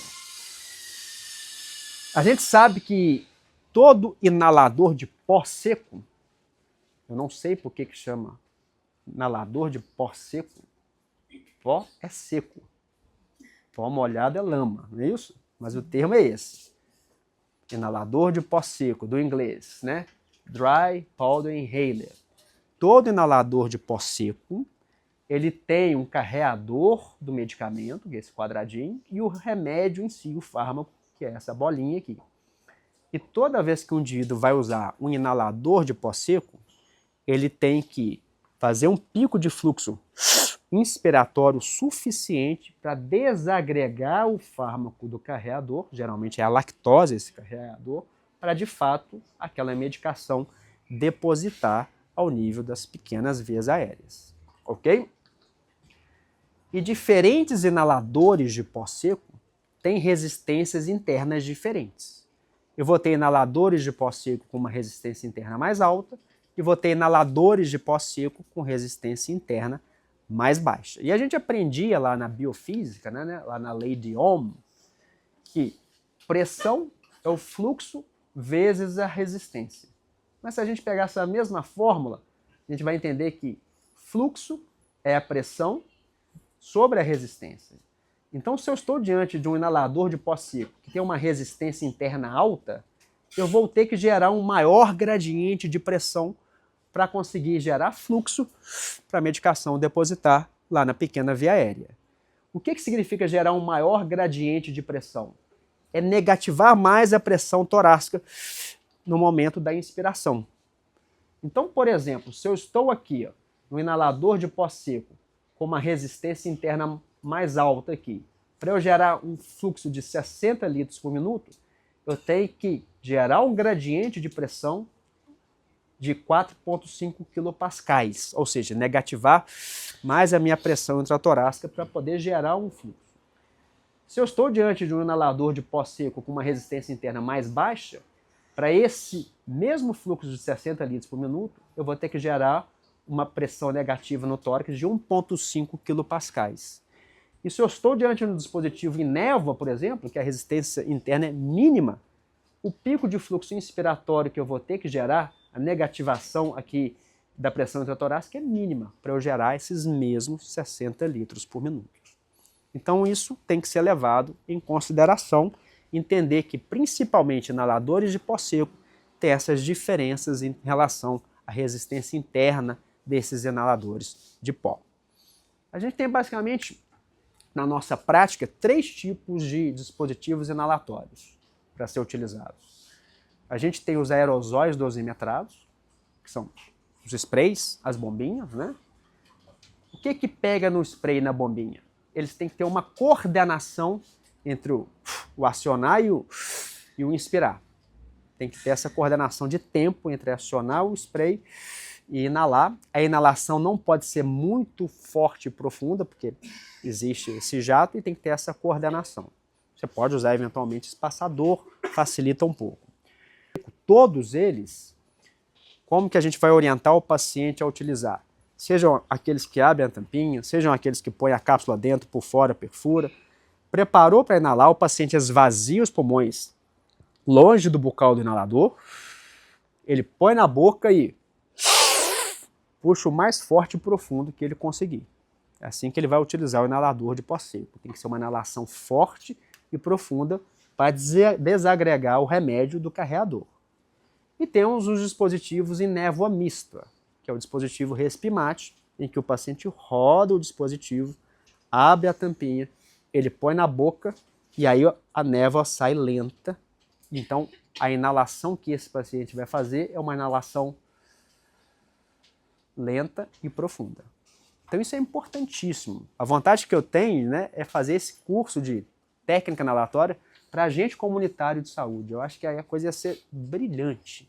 Porque quem de fato vai na casa desses pacientes, que tem mais oportunidade de chegar para o seu Francisco, usa aqui na minha frente, vamos ver como é que você está usando, e realmente garantir uma deposição efetiva do medicamento, seja qual for que ele esteja usando, é o agente comunitário de saúde. Mas é importante que você saia daqui com isso em mente, na hora de escolher o tratamento para o meu paciente, e até para orientar os agentes de vocês também sobre essas técnicas inalatórias. Ok? Bom, isso obviamente traz diferenças em termos de deposição. Se eu estou num dispositivo cuja resistência interna ela é praticamente nula, como no dispositivo Respimate, eu tenho mais deposição pulmonar e menos deposição em via aérea superior, em orofaringe, diferentemente se eu estou usando inaladores de pó seco. Então isso tem que ser levado em consideração. Bom, o SPO, a gente tem ele disponível no SUS, ele é uma apresentação em névoa mista, então a gente vê que independente do pico de fluxo inspiratório, da força que o paciente tem para inspirar, tanto em termos de pico de fluxo quanto em função pulmonar em VF1, a gente consegue uma boa deposição e o jeito de usar é com a tampinha fechada você roda, você abre a tampinha, o paciente aperta e faz uma inalação lenta e profunda. Ele não tem que fazer esforço. Essa é uma característica inerente a esse tipo de dispositivo inalatório. Bom, como é que está então a disponibilização de medicamentos para tratar DPOC no cenário aqui de Minas Gerais atualmente? A gente teve em 2021, então, a publicação de um PCDT do Ministério da Saúde em novembro de 2021. A gente não tinha atualizações de PCDT desde 2014, ou seja, há muito tempo. E esse PCDT do Ministério da Saúde ele já veio com uma novidade que foi excelente. Foi a primeira vez em que ele incorporou dupla broncodilatação, ou seja, 2 broncodilatadores no mesmo dispositivo inalatório, incorporando o espioto e incorporando o anoro, que é o meclidino e vilanterol. Ok. E aí, em Minas Gerais, no ano seguinte, em maio de 2022, foi publicado um PCDT do Estado de Minas Gerais, em que ele manteve as medicações do PCDT nacional, mas colocou uma pleiade de opções de tratamento, além do PCDT nacional. Inclusive com terapia tripla no mesmo dispositivo, salmeterol fluticasona, formoterol isolado, ou seja, para poder ter flexibilidade para a gente prescrever o tratamento adequado para o nosso paciente. Eu quero que o paciente use aí, eventualmente, um corticoide lab mais um tiotrópico isolado, ou seja, para permitir essa flexibilidade, Minas Gerais foi um pouco à frente e publicou um PCDT de Minas Gerais. Como que a gente solicita isso na prática do nosso dia a dia? Existem os documentos, né, que os pacientes precisam levar. Para a solicitação inicial, a gente preenche a LME, faz a prescrição médica e preenche o formulário específico de DPOC. Para renovar, a LME e a prescrição médica. E quando a gente vai incluir algum medicamento ou trocar medicamentos, vai mais uma vez LME, prescrição e o formulário específico de DPOC. Bom, eles... Vou te mostrar que idealmente sim, mas existe uma possibilidade de que não. Vou mostrar aqui já no formulário para DPOC para você ver. Só que, como este protocolo foi publicado em 2022 e só a partir de 2023 a evidência científica levou àquela constatação de que o paciente exacerbador, independente de ter menos ou mais sintoma, ele tem que ter um tratamento mais agressivo, e aí passou de ABCD para ABE, este protocolo de Minas ele ainda usa o ABCD, digamos assim, a graduação da gravidade em 4 níveis, tá bem? Bom, então como que funciona aqui? Você vai fazer aqui a história clínica do paciente, característica clínica, a história dele, e vai graduar esse paciente em grupo A, B, C e D, de acordo com impacto de termos de sintoma, usando o MMRC ou CAT, e risco de exacerbação, aquele mesmo critério, 2 ou mais exacerbações no ano anterior ou uma hospitalização por exacerbação de DPOC. Aqui o grau de dispneia, o número de exacerbação no ano anterior, ele pede para colocar. Se ele já vinha usando algum tratamento previamente, você vai colocar o que ele estava colocado. Caso não seja possível a espirometria, justificar o motivo.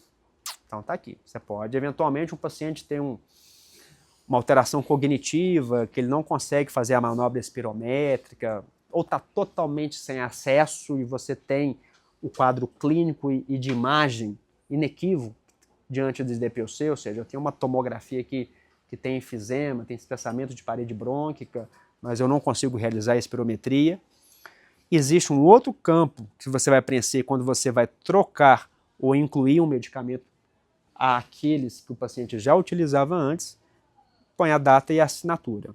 A LME a gente preenche, vocês já conhecem. Hoje tem a LME Fácil, que deixa as coisas um pouco mais fáceis da gente utilizar na prática.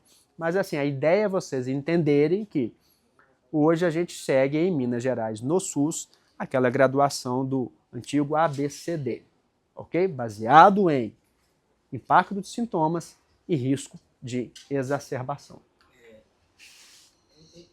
Pode falar. Eu entendi que com a TC pode ser possível, embora não seja o ideal. Mas sim. Vamos supor que a gente não tem nem a TC e nem a espirometria. Uhum. Alguma chance ou...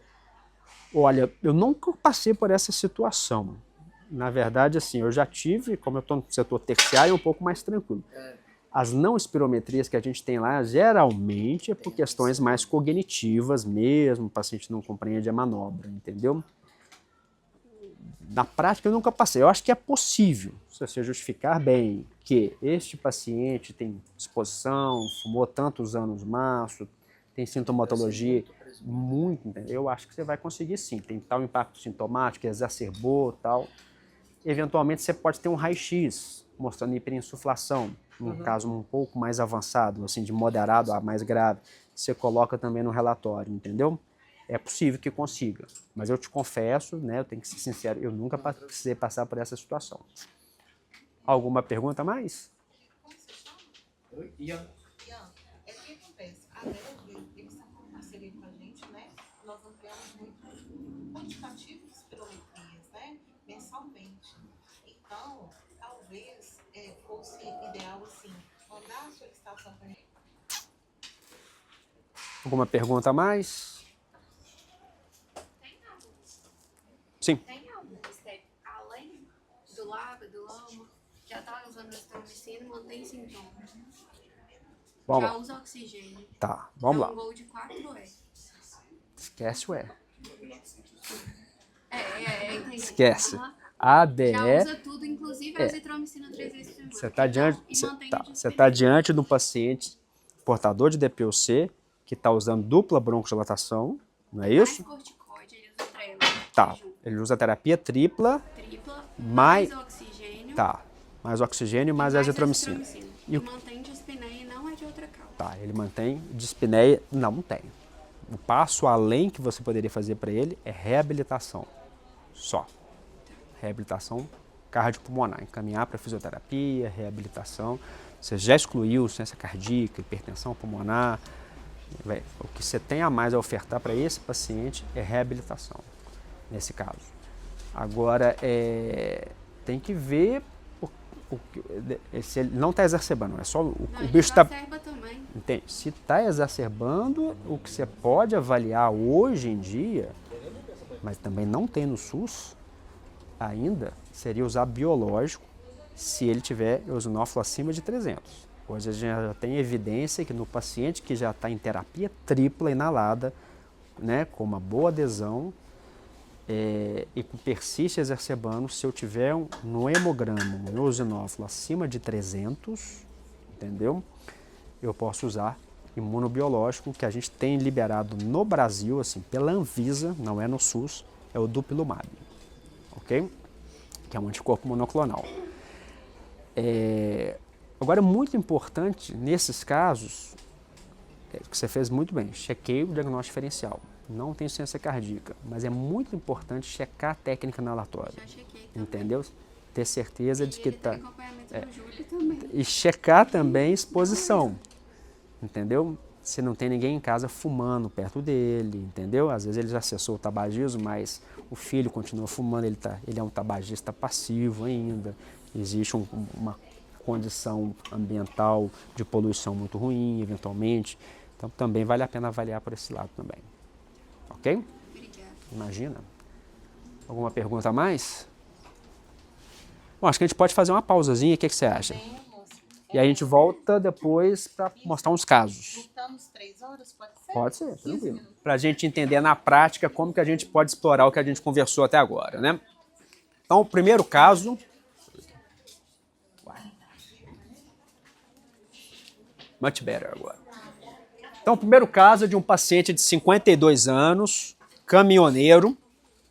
Bom, é um paciente que chega na consulta e diz que é muito estressado por causa do trabalho dele. Por causa desse estresse, ele continua tabagista ativo, fumando um maço por dia desde os 22 anos, então a carga tabágica é de 30 anos maço.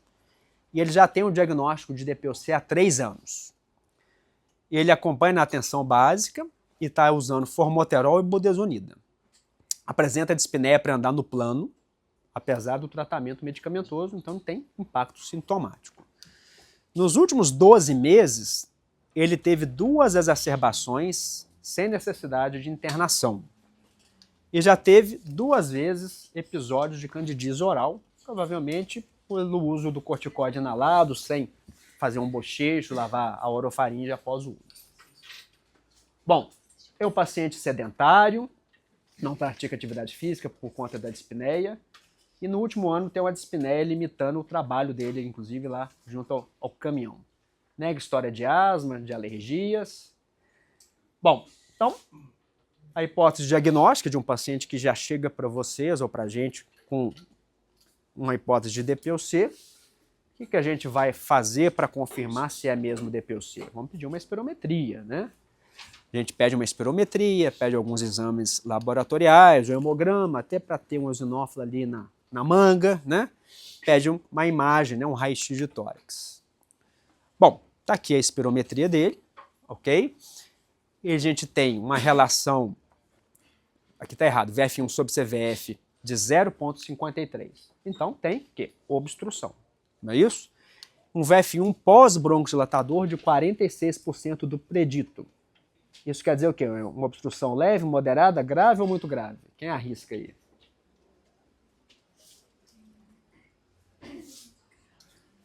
Ninguém arrisca? É grave, grave. Acima de 80 leve, entre 50 e 80 moderado, entre 30 e 50 grave, menor do que 30% do predito, muito grave. Então, distúrbio ventilatório obstrutivo muito grave, o diagnóstico de DPOC, obstrução GOLD 3, que é o grave, né? Sintomatologia dele, ele tem um CAT de 10 e um MMRC de 2, aqui também está trocado, tá bom? Ele é um paciente que está em alto risco, tem né? Histórico de 2 exacerbações no ano anterior, vindo usando corticoide e LABA para esse paciente. Ok? Primeira coisa aqui, qual GOLD que ele é? A, B ou E? Esquece, não faz a menor diferença. Ele já está usando formoterol. Dane-se, se é A, B, E. Isso não vai fazer a menor diferença. Isso só influencia no início do tratamento, a gente classificar em GOLD A, B ou E. Eu posso dizer que é um paciente portador de DPOC, dispneico e exacerbador, em uso de corticoide LABA. Ok? Bom, o que vocês pensariam em tratamento farmacológico para ele? Ele tem histórico de exacerbação, ele tem impacto de sintomas e está usando corticoide LABA. LAMA e LABA. É uma possibilidade. Alguém mais pensa diferente? Bom, alguém cogitaria terapia tripla para ele? Ele está com um corticoide e um broncodilatador. Muito bem, depende do eosinófilo. Então vamos lá. Eosinófilo 80. Então, ou seja, é possível que esse corticoide está sobrando aqui. Não é isso? Esse que ele está usando. Ele não tem indicação, ainda está fazendo mal para ele, causando candidíase. Está aqui o raio-x de tórax, não tem, apesar da hiperfiltração na espirometria, não tem muita manifestação. E é isso que é o conceito. O corticoide inalado, ele é balizado pelo histórico de exacerbação. E a maioria dos pacientes portadores de DPOC não são exacerbadores. Em torno de 60% é não exacerbador e em torno de 40% são exacerbadores, tá bom? Arcos aqui é quando associa DPOC e asma. E dentre os exacerbadores, mesmo que DPOC puro é pouco mais de 23%, uma minoria só que tem eosinófilos acima de 300, a maioria tem eosinófilos menor do que 300. Então, ou seja, corticoide inalado no contexto de DPOC, ele tem que ser considerado, mas não é para a maioria. E, infelizmente, maior associação prescrita para pacientes portadores de DPOC no Brasil hoje é essa desse caso, formoterol e budesonida. Ok? Já mostrei isso para vocês, o porquê do eosinófilo tem a ver com a exacerbação, não é isso? Bom, mas eu posso tirar o corticoide inalado desse paciente e deixar ele com dupla broncodilatação? É sempre uma pergunta que a gente precisa ter certeza na ciência, né? Se isso é seguro. O cara já usa há muito tempo corticoide inalado, parece que ele tem exacerbação, mas o eosinófilo dele era baixo, então talvez não tivesse indicação por isso. Então, alguns estudos na medicina respiratória avaliaram exatamente essa questão. 2 deles mais importantes foi o estudo Sunset e o estudo Wisdom. E a ideia desses estudos aqui era exatamente avaliar em pacientes portadores de DPOC que vinham usando corticoide inalado, ou com LABA, ou no contexto de terapia tripla, se a retirada desse corticoide inalado é segura. E o que esses estudos mostram? Que não teve diferença em exacerbação. O P aqui não foi estatisticamente significativo após a retirada do corticoide, exceto nos pacientes cujo eosinófilo era acima de 300. Então, se eu estou usando corticoide inalado e meu paciente tem eosinófilo acima de 300, esse talvez eu não deva retirar o corticoide, não. Mas no caso dele era 80, não é isso? O estudo Winston, a mesma coisa, P não significativo, exceto na população acima de 300. E a gente tem que avaliar o eosinófilo de quanto em quanto tempo? Para ver se faz a tripla ou não. Olha, o que vai te balizar considerar a tripla é a exacerbação, tá? Aí você vai fazer o eosinófilo. Então, a cada exacerbação faz um hemograma. Se ele está exacerbando, sim. Agora, o colega me fez uma pergunta que foi muito boa. Quando que eu doso esse eosinófilo? Sempre 2 a 3 semanas após o uso do corticoide sistêmico. Porque às vezes o paciente chega para você e ele faz um eosinófilo, ele acabou de sair de uma internação, ou foi para um pronto atendimento e ganhou uma hidrocortisona, isso vai falsamente baixar o eosinófilo. Então, o ideal é considerar um hemograma basal 2 a 3 semanas após o uso de qualquer corticoterapia sistêmica. Porque o corticoide sistêmico, prednisona, qualquer um desses vai falsamente abaixar o eosinófilo. Então, ficar atento a essas questões. Tá bom? Bom, então isso aqui também já mostrei para vocês, né? Estratégia do documento Gold em relação a retirar o corticoide nos pacientes. Então, é um paciente que seria um paciente exacerbador, mas ele é não eosinofílico porque o eosinófilo dele está abaixo de 100. O eosinófilo está abaixo. Foi optado, então, em associar a dupla broncodilatação com espioto, tiotrópico ou olodaterol e falou sobre adesão ao tratamento anti-tabaco, ninguém falou, o mais importante, o cara é caminhoneiro, diz que está irritado com a profissão dele e continua fumando. De nada adianta, né, a gente falar, né, trocar o dispositivo, a gente não vai abordar o tabagismo desse paciente, né? Paciente obeso, sedentário, está usando um broncodilatador, formoterol, Agora a gente vai dar 2 broncodilatadores para ele e falar, ó, meu amigo, sua função pulmonar vai dar uma melhorada, aproveita e começa a se reabilitar, que você vai precisar, porque a sua espirometria tem uma obstrução grave. Vacinar esse paciente, ele é exacerbador, infecções respiratórias, então vamos tentar vacina anti-influenza, Covid, antipneumocócica e retornar depois de 3 meses para avaliar o resultado dessa intervenção terapêutica. E como ele é tabagista e é jovem, 52 anos, ele tem indicação de tomografia anual com baixa dose de radiação para screening de neoplasia de pulmão, de câncer de pulmão. Alguma pergunta sobre o caso? Não sei se já acabou, se tem alguma coisa a mais. Dá. Ficou alguma dúvida? Não, né? Então vamos passar para o segundo caso. Agora o caso é de uma mulher que ela acompanha no SUS por um clínico geral, 55 anos, queixa de dispneus moderados, esforços, um MMRC de 2, tosse seca, principalmente de manhã, usa hidroclorotiazida para uma hipertensão, tabagista ativa, 30 anos maço. Fala de 3 episódios de pneumonia nos últimos 3 anos, tem o diagnóstico de DPOC e numa internação lá em 2022 ela saiu com terapia tripla no mesmo dispositivo inalatório. 2 broncodilatadores mais um corticoide. Teve 2 quadros de pneumonia desde que começou esse tratamento, sendo a última 2 meses atrás em que ela ficou 15 dias hospitalizada e aí, por isso, ela voltou em consulta. Por conta dessa última internação, ela está preocupada com a doença, com essas pneumonias e o medo de perder o emprego.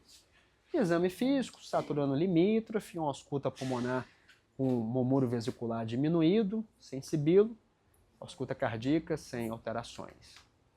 Bom, tem exames relatados, realizados, raio-x, espirometria e laboratoriais. Revendo os eosinófilos nos últimos anos dessa paciente, em 2021 ela tinha 170 eosinófilos, em 2022 130, em 2023 145, em 2024 72 eosinófilos. Lembrando que desde 2022 ela usa tripla, não é isso? Tá aqui, as pelo menos acima, não estava acima de 300 hora nenhuma, mas estava acima de 100, vamos lá. Gasometria dela, PO2 61, não nada mais que saturação, batendo na gasometria com o do exame físico, uma hiperinsuflação no raio-x. A espirometria dela mostra uma relação VF1 sobre CVF de 0,33, 0,32, ou seja, tem obstrução, e um VF1 de 28%. Essa é uma obstrução que é leve, moderada, grave ou muito grave? Muito grave. É isso aí. Exatamente. Bom, deste quadro, quais dados chamam mais atenção nessa paciente? Primeiro que é uma paciente em uso de tripla. O eosinófilo dela nunca teve acima de 300, mas teve alguns momentos que estariam acima de 100. Lembra que eu falei que acima de 100 já começa a separar as curvas? Tá, não dá para incriminar o corticoide se o eosinófilo está acima de 100. Eu ficaria mais tranquilo se estivesse acima de 300, não é isso? Então, qual a melhor conduta a ser tomada nesses pacientes? Alguém quer falar? É uma possibilidade, vamos lá.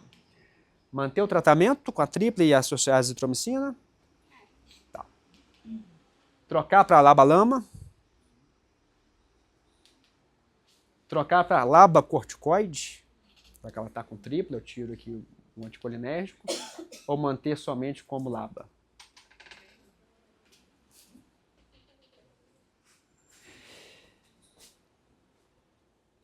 Bom, ela está exacerbando ainda? Essa é a primeira pergunta que eu tenho que fazer para essa paciente. Ou ela está tendo pneumonia? E aí? Eu posso... Pneumonia é diferente de exacerbação de DPOC ou é a mesma coisa? São coisas diferentes, entendeu? Bom, a gente acabou trocando para 2 broncodilatadores, lembrando que só reforçando as recomendações, né, de paciente de início, ela é A, B ou E? Esquece, não é isso? Já está usando terapia tripla, então pouco importa se ela é A, B ou E, ela já vem em tratamento, ok? Então isso não vai valer nada. E aí a questão do corticoide na DPOC, né? Nem sempre, nem nunca. Então, quando que a gente vai cogitar dar corticoide inalado na DPOC? Em paciente que tem histórico de exacerbação, risco de exacerbação, é a primeira pergunta que a gente faz. E a segunda, vamos olhar o eosinófilo. Acima de 300, bem bacana. Acima de 100 eu posso até considerar, mas idealmente acima de 300. Isso é recomendação do Gold. O que eu acabei de falar está aqui. Favorece fortemente o uso. Está aqui, ó.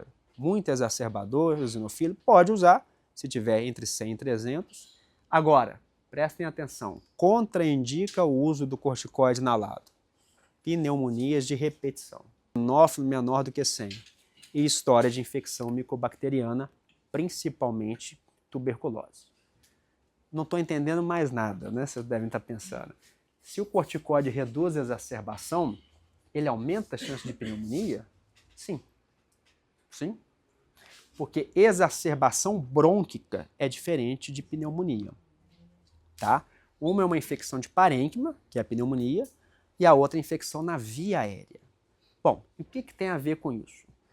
A gente que cuida de pacientes lá no Júlia, portadores de asma grave, são pacientes que usam, hoje menos com os imunobiológicos, mas a vida inteira eles usavam doses assim, cavalares de corticoide inalado. Usavam 1.600 de budesonida, 3.200 de budesonida por dia, 3,2 gramas, 3.200 microgramas de budesonida todos os dias. E a gente não via esses pacientes portadores de asma terem pneumonia. Por que isso ocorria? Porque eram jovens. O asmático é uma população que normalmente é uma população mais jovem. Os pacientes portadores de DPOC são mais idosos.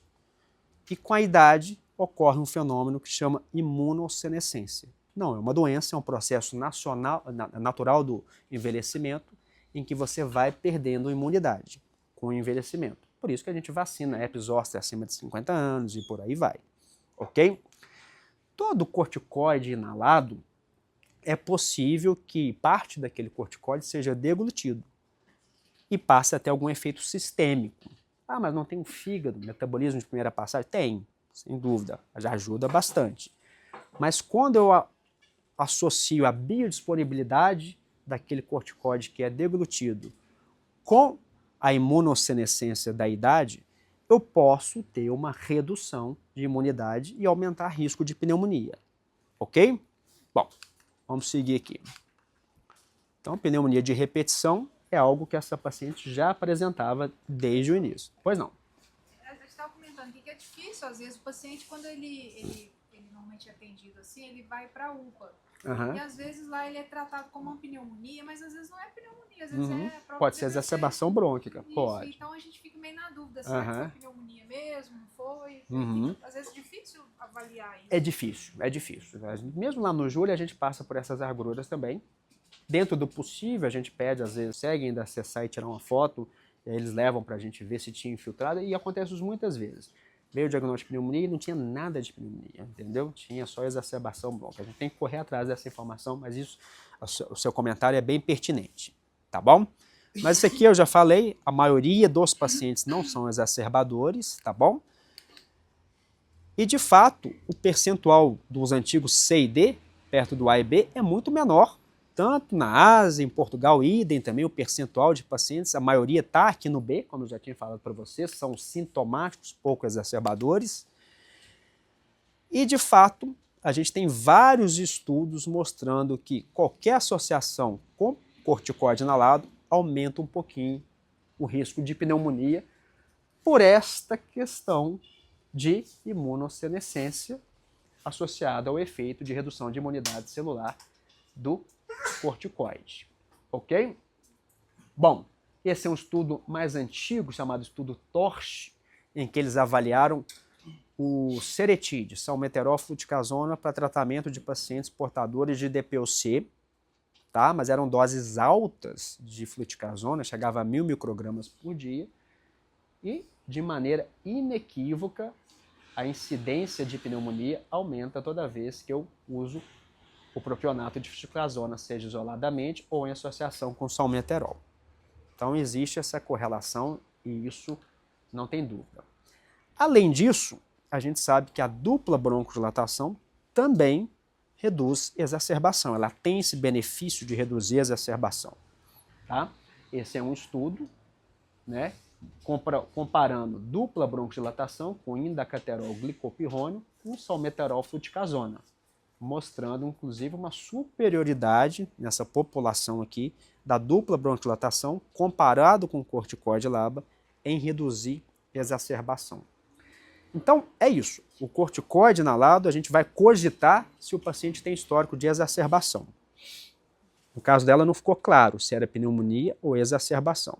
Mas se fosse exacerbação, eu cogitaria o corticoide inalado. O próximo passo qual seria? Eosinófilo, para balizar a minha indicação de usar o corticoide inalado. E se tivesse acima de 300 ou pelo menos acima de 100, eu poderia cogitar o corticoide inalado.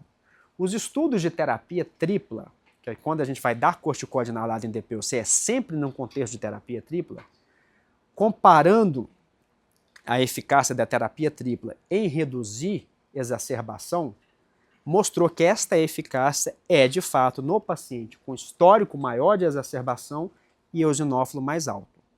Aí, nesses casos, a relação risco-benefício é muito favorável ao corticoide inalado. Como que a gente sabe isso? A gente usa uma coisa em estudo clínico que chama NNT, que é o número necessário para tratar.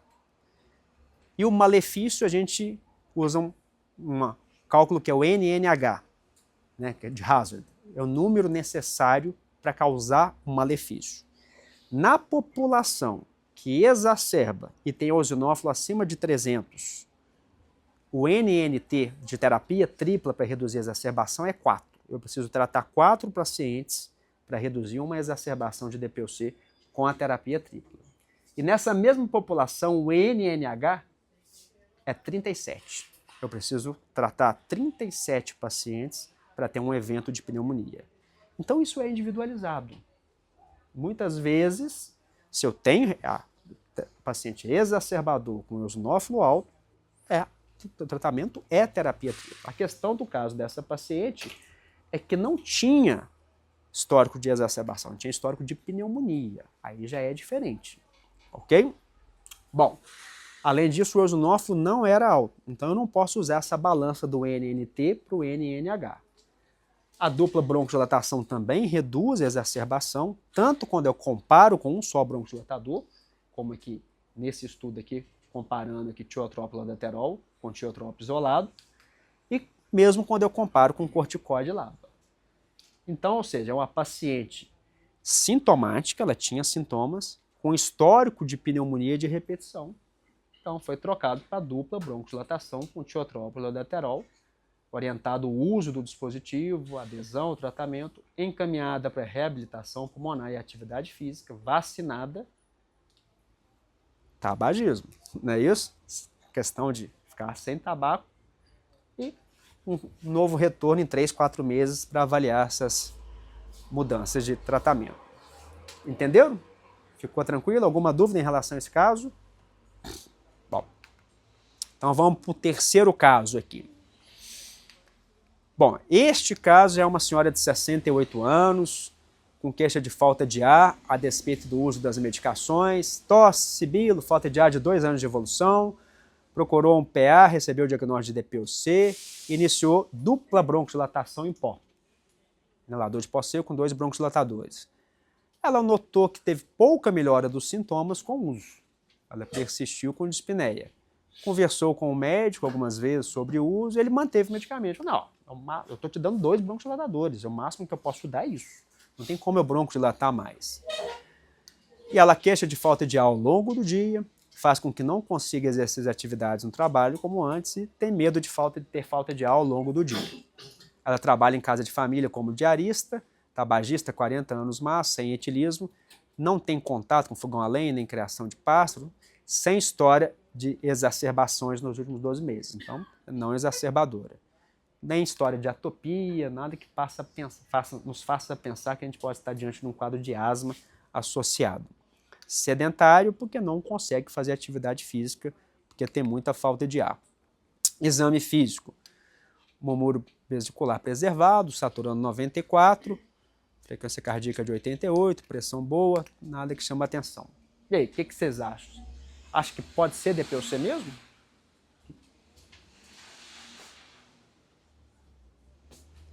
Ela tem sintomas, tem falta de ar, não tem história de exacerbação, está em uso de 2 broncodilatadores e, segundo ela, não fez nem cócega. Tinha sibilância, não é isso? E aí, isso muda alguma coisa? Pode ser alguma outra coisa que sibila que não seja DPOC? O que pode ser? Asma, mas não tem história prévia de asma, não tem história de atopia. O que mais que pode não ser DPOC e sibilar?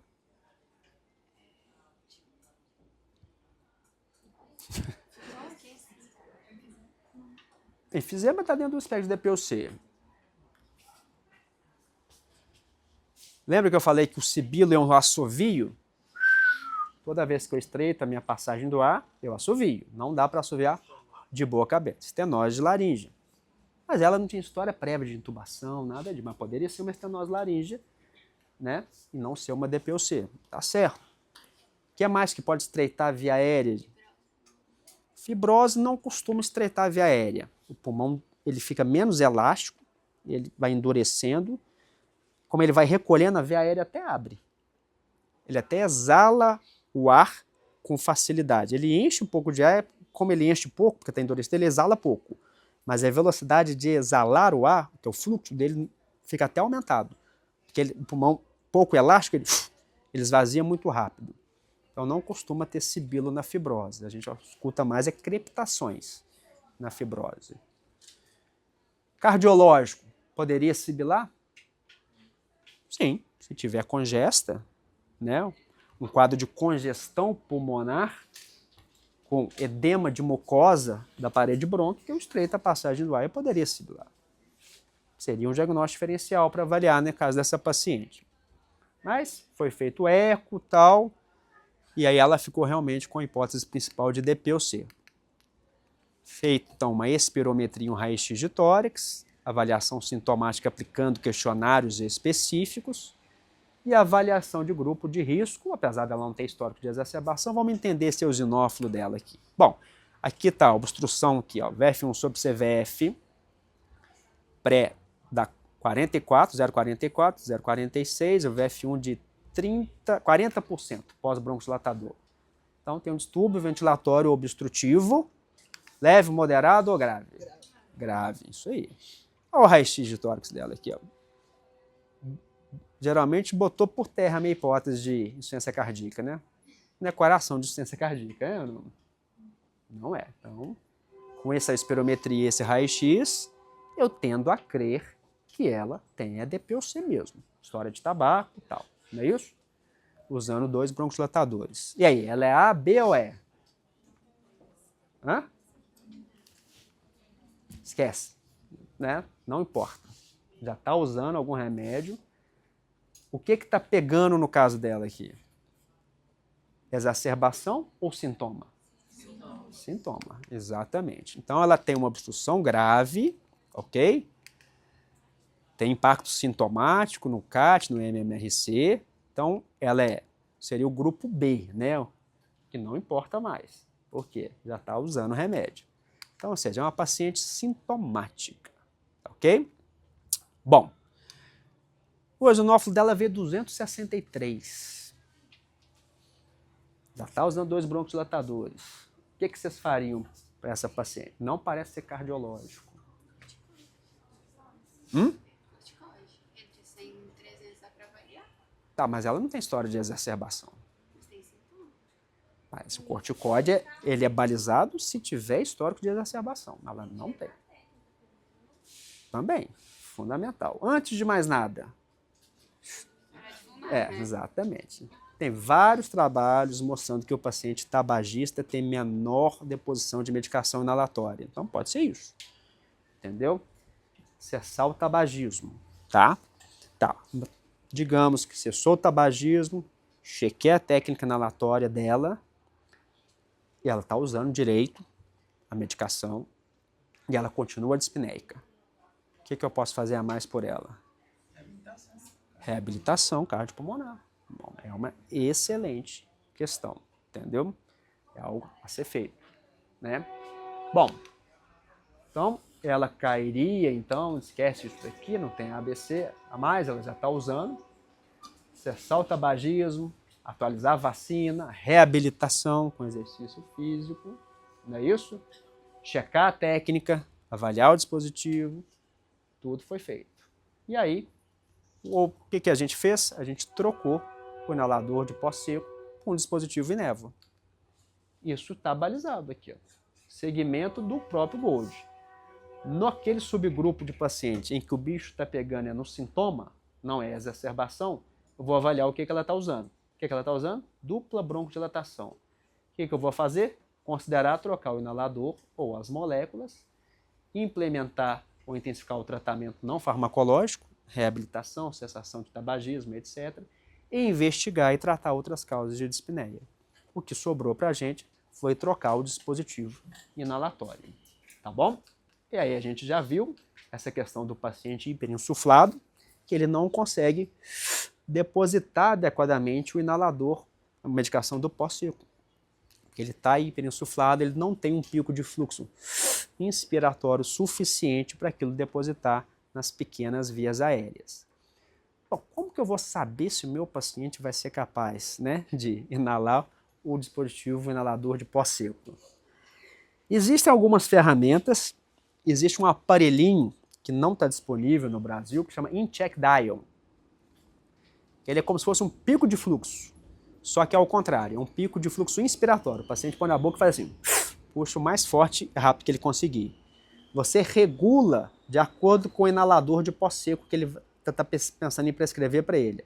Estou pensando em prescrever um discus, um elipta. Você regula, porque como eu disse para vocês, cada inalador de pó seco ele tem uma resistência interna diferente e isso vai impactar no pico de fluxo inspiratório que ele vai ter que fazer para depositar na pequena via aérea desse paciente.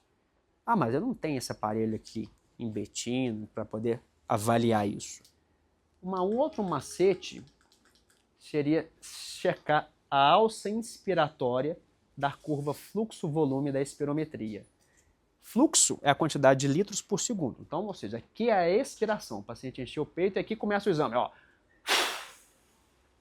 Ele vai soprando, inicialmente o fluxo alto, depois esse fluxo vai diminuindo, diminuindo, diminuindo, diminuindo, e aqui ele para de exalar. Daqui ele inspira, ele faz assim, ó. Ele puxa o ar. Então isso aqui é a alça inspiratória. Tá? Dá uma olhada para essa alça. O que ocorre olhando a alça inspiratória? Muitas vezes o paciente tem um achatamento dessa alça inspiratória. Só que aqui o fluxo ele é dado em litros por segundo. Se a gente ver no caso aqui seria 4, então aqui estaria algo em torno de 1 litro, não é isso? Por segundo, que daria em torno de 60 litros por minuto. Só que a resistência do pneumotacógrafo, que é aquele negócio da espirometria, ela é zero. Ela não é igual ao do inalador de pó seco. O inalador de pó seco tem uma resistência interna que não é zero e varia de inalador para inalador. Então, se diante da resistência do pneumotacógrafo, que é praticamente zero, ela fez 60 litros por minuto, quando eu colocar o inalador de pó seco, vai ser mais baixo do que isso. Aí não vai depositar na pequena via aérea. Então, é uma maneira de eu ver que ela não vai conseguir inalar o pó seco. Então, o que foi feito para essa paciente foi trocar o dispositivo Ineva, que independe aqui do pico de fluxo inspiratório. Até pela velocidade em que é acionado o medicamento, aqui, ó. Aqui, a velocidade que você consegue, que na média os pacientes puxam o inalador de pó seco, e aqui a velocidade da névoa mista. É óbvio que aqui está um pouco desacelerado, aqui é em segundos, milissegundos, mostrando que é uma névoa mais lenta que permite que o paciente sopre lento e profunda, que garante uma maior inalabilidade, uma maior deposição do medicamento, que é uma característica do dispositivo Respimat. Ok? Foi o que foi feito então para essa paciente. Entendido? Alguma pergunta em relação a esse caso? Dica para vocês. Todos os anos, o Gold lança uma edição. Gold é uma aliança global em que se pega naquele ano anterior o que teve de evolução em termos de conhecimento científico na área e, baseado nessas publicações, é atualizado anualmente o documento Gold. Então já estamos na edição do Gold 2025. Ele tem só 240 e poucas páginas, coisa moleza para vocês lerem, entendeu? Dizem que é um documento que é feito para o não especialista, não é para o pneumo, é para vocês, o documento Gold. Agora imagino que deve existir um documento Gold da hipertensão arterial sistêmica, deve ter um documento Gold do diabetes, né? Deve ter vários documentos Golds que tornam a prática de vocês inviável. Vamos convir. Entendeu? Então não dá. Não é por ali. Se vocês entrarem no celular de vocês agora, no site da SBPT, Sociedade Brasileira de Pneumologia e Tisiologia, no celular, na parte de cima à direita, está lá, Manual da DPOC. Esse manual foi publicado no finalzinho do ano passado. Ele é muito bom, ele é bem menor do que o documento Gold, está em português, e basicamente tudo que eu falei aqui na aula está nesse manual, tá? Basicamente tudo. Com o que há de mais atual e de uma maneira muito mais direta e objetiva comparativamente ao documento Gold. Sugiro que vocês leiam para estudar DPOC por ali.